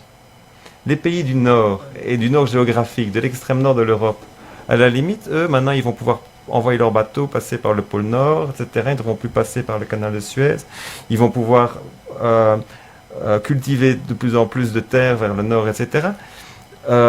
Finalement, ils ont autant, si pas plus d'avantages positifs que des avantages. Ici, dans l'extrême nord du Cameroun, vous avez parlé de l'eau tout à l'heure, il y en aura de moins en moins, les pâturages vont disparaître, c'est vraiment durement ressenti. Je ne parle même pas des États insulaires qui se font progressivement submerger. Et donc, ces États du Sud ont besoin de la solidarité du Nord. C'est un problème mondial qui requiert une solution mondiale. Et donc, le problème de ça, c'est si vous, par exemple, vous décidez d'arrêter de prendre votre voiture, d'arrêter de mettre la climatisation, de prendre toutes ces mesures-là, ce sera qu'une goutte infime dans l'eau. Même si un pays seul fait quelque chose, prend des mesures drastiques, il n'y arrivera pas. Il faut que tout le monde s'y mette. C'est une responsabilité partagée. Et évidemment, je suis tout à fait d'accord, d'abord une responsabilité des plus gros pollueurs, des pays donc du Nord. Chine comprise, la Chine est devenue le plus gros pollueur avec les États-Unis, mais c'est les pays du Nord, de manière générale, qui sont les plus grands pollueurs et qui doivent le plus contribuer. Mais il faut une réponse globale et c'est pour ça que cette COP est extrêmement importante. Il faut continuer à insister. Personnellement, je pense que il y a une prise de conscience des individus, mais la responsabilité reste au niveau des États. Il ne faut pas compter sur la bonne volonté des individus pour eux-mêmes acheter une voiture électrique, etc., consommer moins, rouler moins en voiture, ne plus prendre l'avion. Non, je pense que ça doit passer par des mesures, soit d'interdiction, mais l'interdiction est quand même toujours un peu une mesure forte, mais plutôt ça doit être des incitants, je pense, financiers, fiscaux et autres. Donc je pense qu'il faut progressivement, dans les pays du Nord, passer d'une fiscalité axée principalement sur le travail. Donc on impose les revenus à une fiscalité plus verte, axée sur le carbone, les émissions de carbone, progressivement. Mais ça doit se faire de manière intelligente. On a vu que le phénomène des gilets jaunes en France cette dernière année, qui est parti au départ notamment d'une volonté d'augmenter les prix du carburant, etc. Il faut quand même tenir compte des plus pauvres, y compris dans les pays du Nord, parce que si vous augmentez le prix du carburant d'un euro, enfin je ne sais pas moi, 2000 francs par litre, le riche, ça ne changera pas grand-chose, il se dira ok, ça va, pas de problème, il continuera à prendre sa voiture, il ne regardera pas.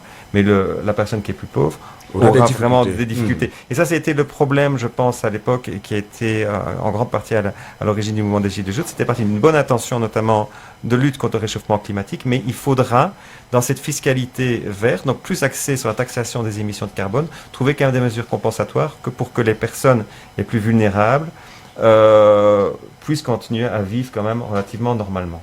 Donc si vous taxez, si dans votre salaire, allez, je sais pas, un salaire de 2000 euros que vous avez en Europe, un salaire qui est relativement normal en Europe, si du jour au lendemain vous devez payer 200 euros, 10% de plus à tout ce qui est vos frais de déplacement, parce qu'on taxe beaucoup plus les frais de déplacement, mais il faut que vous retrouviez ces 200 euros de pouvoir d'achat ailleurs, que vous pouviez, ok, vous allez peut-être être poussé à moins dépenser du carbone, acheter du carbone, mais vous pourrez peut-être plus acheter d'autres choses qui n'ont pas un impact sur le climat.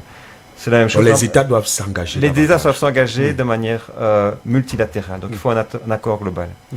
Si vous permettez encore sur ce sujet, donc je pense que la responsabilité repose énormément sur les pays du Nord, mais les pays du Sud qui hébergent encore les principaux puits de carbone de la planète, notamment les forêts équatoriales, ont une responsabilité. Alors, il faut que cette responsabilité, évidemment, soit compensée. S'ils décident de ne pas défricher, s'ils décident de ne pas convertir leurs forêts en grandes plantations comme des pays latino-américains ou du sud-est asiatique ont fait, l'Afrique l'a encore relativement peu fait. Elle exploite son bois, mais les plantations, les forêts sont encore relativement bien conservées. Si on veut qu'elle les conserve, il faut évidemment aussi une solidarité nord-sud. Il faut qu'on compense. Donc il faut qu'on mette réellement des mécanismes de compensation pour pour aider les pays du Sud à remplir en quelque sorte, assumer leurs responsabilités aussi, qui sont importantes, mais qui ne peuvent pas faire tout seuls. Son Excellence Stéphane Dopagne, la Belgique est classée en ce moment première nation de football sur le plan mondial. Et c'est dans un récent classement de la FIFA, Fédération internationale de football association. C'est également ce pays qui a été classé 3e lors du dernier mondial. Alors que, Excellence, il y a quelques années, ce n'était pas cela. C'est quoi le secret de la Belgique en matière de football? Non, c'est vrai, nous sommes extrêmement contents et fiers de notre équipe nationale actuelle, les Diables Rouges, qui font un parcours extraordinaire. Vous pensez que vous méritez Alors, bon, mais vous savez, non, cette première place, on n'a jamais gagné un grand tournoi international. Les Diables Rouges ont relativement difficile contre les grandes équipes. On a battu le Brésil quand même lors de la dernière phase finale de la Coupe du Monde. Et puis on a échoué contre la France à la dernière Euro, il y a 3 ans. On a été sorti en quart de finale contre le Pays de Galles. Donc on gagne assez facilement les petits matchs. On les gagne même très facilement ces dernières années. Mais c'est pas pour ça que la Belgique est devenue la première nation mondiale. Ce classement FIFA ne représente pas, je pense, totalement la valeur des nations. Il n'y a pas vraiment de secret là. Nous avons actuellement une bonne équipe, une génération dorée qui va peut-être encore être là pour quelques années, mais nous ne sommes pas une grande nation du football comme le Brésil, l'Allemagne, l'Italie. La Belgique a connu une génération dorée des années 80. Nous étions allés à Mexico jusqu'aux demi-finales également. En 82, donc c'était en 86, en 82, nous avions battu les champions du monde en titre, l'Argentine au match d'ouverture de la Coupe du Monde en Espagne. Voilà. Et puis nous avons connu vraiment un sérieux passage à vide. Là, maintenant, nous avons de nouveau une belle équipe, mais ça ne durera pas. Nous sommes plutôt un pays, une nation footballistique à comparer avec des pays comme le Portugal, le Danemark ou la Grèce. Mais contrairement à eux, nous n'avons encore jamais gagné l'euro. Donc j'espère que l'année prochaine, que dans 8 mois, nous allons remporter cette compétition. D'accord. Alors, la dernière articulation de notre émission porte sur un autre phénomène qui menace le monde, et c'est le terrorisme. Excellence, que pensez-vous du terrorisme? Oui, donc le terrorisme, c'est aussi un sujet brûlant d'actualité. En Europe, depuis quelques années, la menace terroriste a relativement baissé. Nous avons connu la Belgique qui a été fortement touchée. En 2016, nous avons eu des attentats de Bruxelles, à l'aéroport et dans le métro bruxellois. Plusieurs dizaines de morts. La France était fort touchée. Enfin, tous les pays européens, Allemagne, Grande-Bretagne encore récemment. Mais ça s'est relativement réduit. Par contre, en Afrique, c'est vrai que le terrorisme reste très important. Toute la bande sahélienne est fort touchée. Le Cameroun en fait également partie. Et sans aller plus loin, il y a quelques jours seulement ici, autour du lac Tchad, au Tchad notamment, il y a eu une attaque encore attribuée à Boko Haram qui a fait tomber 4 soldats tchadiens. Ça veut dire que la menace est là, et surtout Boko Haram qui se fait encore ressentir. Oui, tout à fait. Boko Haram est loin d'être vaincu. Je pense que 2019 est une année où on a connu une recrudescence des attaques de Boko Haram, notamment au Cameroun par rapport à 2018, par exemple, qui avait été relativement plus calme. Boko Haram est un phénomène transnational, donc il faut, et ça c'est bien, cela a été fait, il faut une approche régionale, mais je crois que ça doit être davantage poussé. Je crois qu'il ne faut pas se satisfaire de la situation actuelle, il faut pousser le combat au niveau militaire, mais au-delà de ça, il faut également réfléchir aux causes profondes. Des études indiquent toutes que le terrorisme souvent naît de sentiments de marginalisation. J'en ai un peu parlé tout à l'heure, des zones qui se sentent, qui sont isolées, qui se sentent abandonnées, marginalisées au niveau politique, économique, social, parfois qui comparent leur situation par rapport à d'autres régions du pays où justement il y a eu une forte croissance les dernières années. Par exemple, certains pays découvrent du pétrole et puis certaines régions se rendent compte qu'elles n'en bénéficient pas du tout, et donc ça crée des tensions. Donc il faut quand même, premièrement, je pense, au-delà de l'approche purement militaire, également essayer de faire un gros investissement, un gros effort économique et social. Ça, c'est une chose. Et une deuxième chose qu'on remarque souvent aussi dans les mouvements terroristes, en tout cas dans le terreau qui est propice au terrorisme, puisque les mouvements terroristes recrutent dans une population. Il faut que le terreau soit favorable. Si le terreau n'est pas favorable, les terroristes ne peuvent pas vraiment prendre racine, ou alors restent extrêmement limités et clandestins.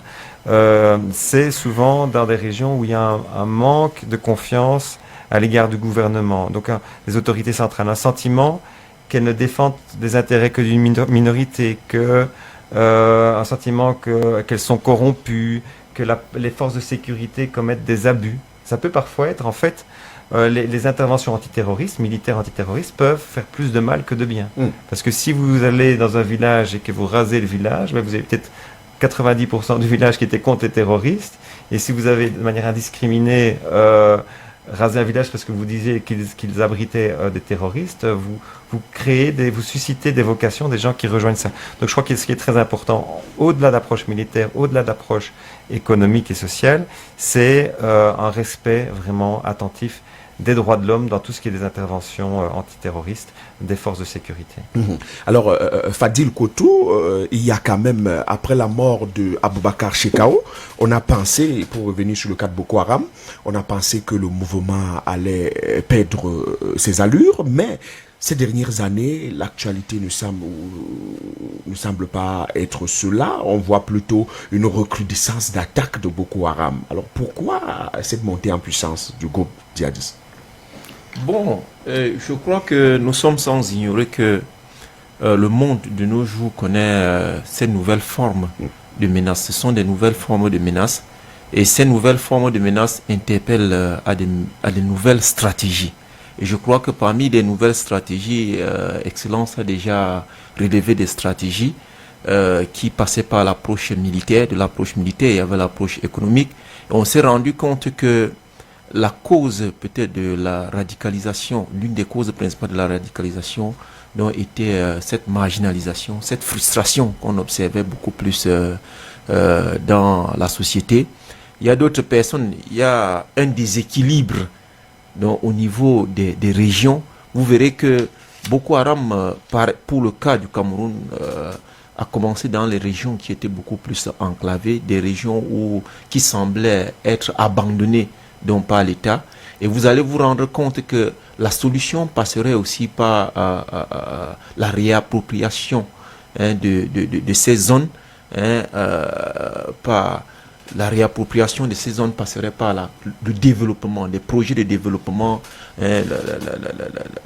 beaucoup de construction, il faut beaucoup d'investissement dans ces zones. Et je crois qu'en investissant dans ces zones, on a vu quand même le Cameroun donc déjà en train d'y investir, passant même par quoi, vous avez vu le génie militaire donc qui a construit des marchés dans ces zones. Vous avez vu beaucoup de projets avec l'assistance humanitaire de ces populations qui étaient, Excellence disait tout à l'heure qu'il a visité le camp de Minawa dont ces victimes aussi de Boko Haram. Je crois qu'avec toutes ces initiatives, donc, on pourra faire face à cette menace. Mais il faut aussi retenir qu'on ne lutte pas contre le terrorisme avec les armes de guerre. Ça veut dire que lutter contre le terrorisme avec les armes de guerre, ça veut dire c'est lorsque le droit de l'homme n'est plus respecté. Donc ça veut dire qu'il faut prendre en compte maintenant aussi le droit de l'homme dans toutes les mesures que nous envisageons, dans tous les mécanismes contre Boko Haram au Cameroun. Et quelque part aussi, je ne dirais... Pour vous relancer, si on prend le cas de l'attentat turc en Syrie, on a vu les armes de guerre, non? Effectivement, on ne lutte pas contre le terrorisme uniquement donc, avec les armes de guerre. Parce qu'à un certain moment, il faut associer donc, tout ce que nous faisons à notre puissance de frappe. À un certain moment, on s'est rendu compte que les terroristes utilisaient des armes aussi sophistiquées, des armes aussi automatiques, des armes, c'était des personnes, généralement dans leur profil, donc on a lu des personnes qui étaient aussi beaucoup plus spécialisées, beaucoup plus éduquées. Donc ce sont des personnes qui nous étudient. Et s'ils nous étudient maintenant, ça veut dire qu'ils anticipent donc sur nous. C'est pour cette raison qu'on éprouve une certaine difficulté, parce que leur méthode d'ailleurs c'est la surprise. Lorsqu'on ne s'attend pas, lorsqu'on est surpris, je ne crois pas qu'on peut répondre efficacement. Ça veut dire quoi? Ça veut dire que le renseignement doit être beaucoup plus pris en considération. Et dans ce renseignement, ce n'est pas le renseignement particulier. Il faut prendre le renseignement stratégique et le renseignement tactique. Je ne voudrais pas parler du renseignement opérationnel. Donc, il faut renforcer maintenant nos circuits de renseignement. Je crois qu'en renforçant cela, je crois qu'en passant par là, on pourrait au moins faire quelque chose. Et aussi en développement, vous avez vu dans la partie septentrionale du Cameroun, c'était des zones enclavées où il n'y avait pas de route. Il n'y avait pas de route. Lorsqu'il y a un attentat quelque part, donc le temps pour nous d'y arriver, donc cela posait problème. C'était des zones aussi où la communication, vous allez suivre que on a mentionné le volet communicationnel. Lorsqu'il n'y a pas de transmission, lorsqu'il n'y a pas de communication, ce sont des zones à faible couverture de réseau téléphonique. Parfois, quand vous y arrivez quelque part, il n'y a même pas moyen de contacter pour dire ou pour faire l'état de lieu, pour présenter dans quelle situation dont vous vous retrouvez. Du coup, maintenant, cela pose problème. Donc, vous êtes en situation de crise, vous êtes en situation et il n'y a pas moyen maintenant d'appeler le renfort parce que le réseau téléphonique ne passe pas. Les transmissions, à un certain moment de la vie, on a suivi que les transmissions, donc c'est une arme qui unit les armées en temps de paix et en temps de guerre. Donc je crois que cela est en train d'être fait au Cameroun. Et aussi, même parlant de cette transmission, on s'est aussi rendu compte que il y a une faille. Donc il n'y a pas de liaison. Donc, et le Cameroun aussi, pour le cas particulier, ne s'est pas encore accordé sur la loi contre le terrorisme. Donc il y a une loi, mais on n'est pas encore unanime au niveau de cette loi. Et vous avez suivi les rapports des organisations internationales et Amnesty avec les abus, malgré le fait qu'à un certain moment de l'histoire, on s'est rendu compte que tout ce qu'ils disaient était quelque part aussi pas du tout très vrai. Mais quelque part, je me dis que en prenant en considération tous ces moyens, je crois, qu'on pourra mettre fin à Boko Haram au Cameroun. Ariel Noah, est-ce qu'il n'y a pas là un constat de faiblesse des États qui s'y dégage, ou alors vous avez l'impression plutôt que les nations menacées ici par le groupe Boko Haram essayent de coopérer pour mettre un terme à ce mouvement? À mon humble avis, il faudrait savoir que, comme l'a dit Fadil, le terrorisme n'est pas un élément statique ou maîtrisable. Il y a des perpétuelles mutations qui sont palpables au jour le jour. Ça veut dire que nous ne pouvons pas utiliser une tactique générale ou une tactique que nous pouvons adapter à toute attaque. Donc, puisque aujourd'hui, ces États, je prends par exemple le cas du Tchad, le cas du Nigeria, le cas du Cameroun, vous allez vous rendre compte que, si je prends le cas particulier du Cameroun, le Cameroun, avec la guerre de Boko Haram, a été un peu affaibli d'un côté avec la guerre du Nozo. Ce qui, au niveau de la vigilance sécuritaire, a un peu baissé une certaine attention au niveau de la guerre de Boko Haram. Au niveau du Nigeria aussi, vous allez vous rendre compte que les camps où se retrouvaient parfois des réfugiés de Boko Haram n'ont plus ce qu'on appelle l'assistance humanitaire.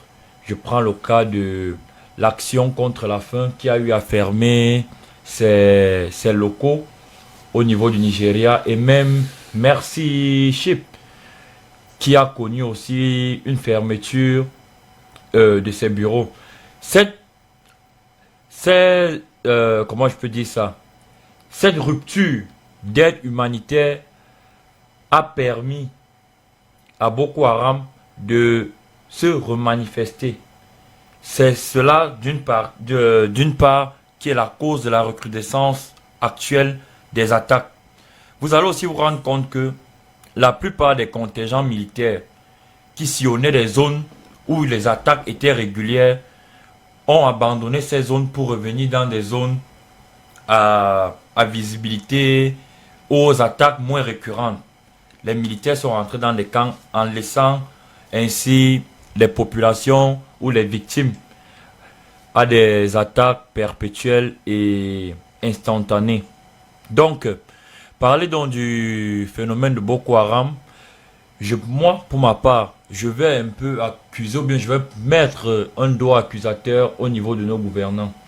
Parce que Boko Haram a utilisé, je peux dire à un moment donné, la tactique du sous-marin. Donc ça veut dire, a essayé de faire croire qu'à travers son grand maître, ou bien son chef, Aboubakar Shekau, a été un peu affaibli. Mais je me dis que ce n'était qu'une tactique pour pouvoir rebondir. Mais pourquoi Boko Haram persiste-t-il? Est-ce par exemple un financement externe? Ou alors, est-ce que Boko Haram n'est même pas une manipulation de certains leaders qui ont des enjeux certainement bien des visées politiques dans toutes ces zones? Donc, pour ma part, revenant donc à ce questionnement que vous avez eu à faire, les États, jusqu'à présent, n'arrivent pas à gérer en dehors du militaire la question de Boko Haram de nos jours. Mais qu'à cela ne tienne, une ouverture ou certaines pistes ou des voies de résolution sont palpables et peuvent même encore être évoquées et mettre sur pied. Donc. Oui, Fadil. Oui, je voudrais revenir sur lorsqu'il dit que on a abandonné donc des zones rouges donc pour rejoindre des camps. Je voudrais attirer l'attention qu'aucune de ces zones n'a été abandonnée. C'est juste que Boko Haram donc a multiplié les rapports de force. Boko Haram a souvent pris connaissance de la situation bien avant. Donc Boko Haram anticipe dans la plupart des cas donc, sur nos forces de défense. Et aussi, je crois avoir mentionné les aspects statiques et dynamiques en matière de géostratégie. Je vous ai dit que Boko Haram, à un certain moment de l'histoire, en raison du climat, en raison de la pauvreté du milieu, en raison du manque de voies de communication, en raison de tout cela, Boko Haram pouvait mieux anticiper sur nos forces de défense. Donc vouloir pointer un doigt accusateur sur le gouvernement, ce serait vraiment aussi un tout petit peu trop dit. Le gouvernement n'a jamais abandonné, n'a jamais baissé les bras dans le cadre de la lutte contre Boko Haram, malgré la crise du Nozo. Encore que il ne se passe un seul jour sans qu'il y ait des réunions de sécurité concernant ces zones. Cette semaine même, il y en a eu. Cette semaine, il y en a eu. Donc, il n'y a jamais eu abandon. D'aucuns comprendront qu'on a négligé je n'ai pas parlé de négligence. Fabrice Nemi, est-ce que vous pensez qu'il manque quand même encore peut-être une coordination dans ce sens? Non, nous ne pouvons pas affirmer qu'il manque de coordination, d'autant plus que le périmètre de la menace a déjà mis en place une force multinationale mise pour contrer. Où en est-elle d'ailleurs?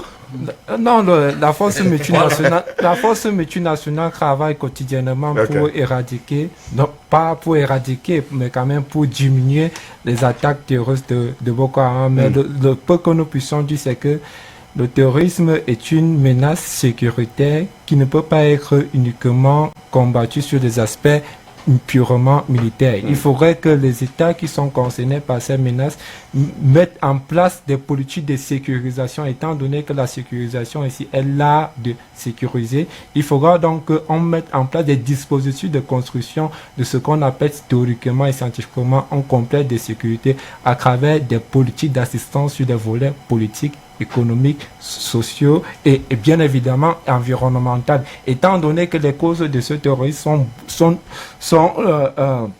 dues à des causes environnementales. Lorsque les populations ne parviennent pas à avoir des ressources qui permettent des meilleures conditions de vie, on se rend donc compte que celles-ci sont disposées à aller à ce marché, si on peut l'appeler ainsi, des combattants terroristes. Donc il faudrait donc que les États qui sont victimes de ces menaces prennent en compte toutes ces dispositions afin que la menace soit davantage combattue et que le terrorisme ne fasse plus une menace dans la sous-région du bassin du lac Tchad. Oui, Fadil, une dernière question sur ce sujet-là. Alors, vous pensez que l'avenir de Boko Haram est contenu ou alors on sera surpris encore? Non, l'avenir de Boko Haram est contenu. On ne sera pas surpris. Mais il faut juste combattre. Vous avez évoqué un problème de coordination. On ne pourrait pas parler de l'absence de coordination, mais là-bas maintenant, il y a une faiblesse en raison de l'histoire, en raison de nos antécédents. Dans le cadre de la force multinationale mixte, ou encore avec la commission du bassin du lac Tchad de la CBLT, vous verrez que le Cameroun a un antécédent avec le Nigeria. Et au niveau maintenant du droit de poursuite maintenant dans les territoires, le Cameroun ne peut pas s'ouvrir totalement au Nigeria, tout comme le Nigeria ne peut pas totalement s'ouvrir en raison du problème de la presqu'île de Bakassi dont le Cameroun avait remporté. Donc du coup maintenant, il y a ce problème de leadership entre les membres de la CBLT qui pose problème. Bon, mais qui donne du poids à Boko Haram. Oui, qui donne du poids à Boko Haram. Mais il faudrait donc s'interroger, après la guerre contre Boko Haram, donc que ferons-nous? Par exemple, nous avons vu l'assistance des comités de vigilance, nos comités de vigilance. Avec ces comités de vigilance qui sont aujourd'hui du côté de nos forces, qui ont appris vraiment nos secrets, donc ils savent déjà ce qui se passe au sein dans l'organisation de nos forces de défense. Après, dans la guerre contre Boko Haram, donc qu'est-ce qu'on fera dans ces membres de renouveler les stratégies de vigilance? Et aussi, l'une des causes de la résilience de Boko Haram est au niveau de l'identité, les réalités identitaires. On n'arrive pas à distinguer qui est nigérien et qui est donc camerounais dans la partie septentrionale. Il y a eu ce problème d'identité, il y a eu ce problème de confusion. Et justement maintenant, la problématique des cartes nationales d'identité. On est arrivé à un certain moment dans la partie septentrionale où on ne savait plus qui est qui finalement et qui aura. Généralement, ce sont des zones plus enclavées où les naissances ne sont pas déclarées. Et si les naissances ne sont pas déclarées maintenant, ils partagent les mêmes frontières. Du coup, maintenant, on va dire que Boko Haram est une menace donc transnationale. Alors, on reste positif, Boko Haram. Alors, Excellence, nous sommes arrivés au thème de cette émission. Vous êtes au Cameroun depuis plus de 3 ans déjà. Alors, comment vous vivez avec les Camerounais? Mais moi je vous dis, j'ai mis la première fois les pieds en Afrique à l'âge de 22 ans. J'étais étudiant avec mon sac à dos. Je suis allé au Togo. De là, j'ai rayonné sur le Ghana, le Bénin. J'étais en poste au Kenya, en RDC, Lubumbashi. Vous avez mentionné ça tout à l'heure. Voilà, l'Afrique, je connais bien. J'ai visité plus de la moitié des pays africains déjà. Et je me sens très bien au Cameroun, comme je me sentais très bien au Congo et au Kenya. Ici, évidemment, nous partageons la langue. C'est l'Afrique centrale qui a un lien particulier avec la Belgique, donc je me sens particulièrement bien ici.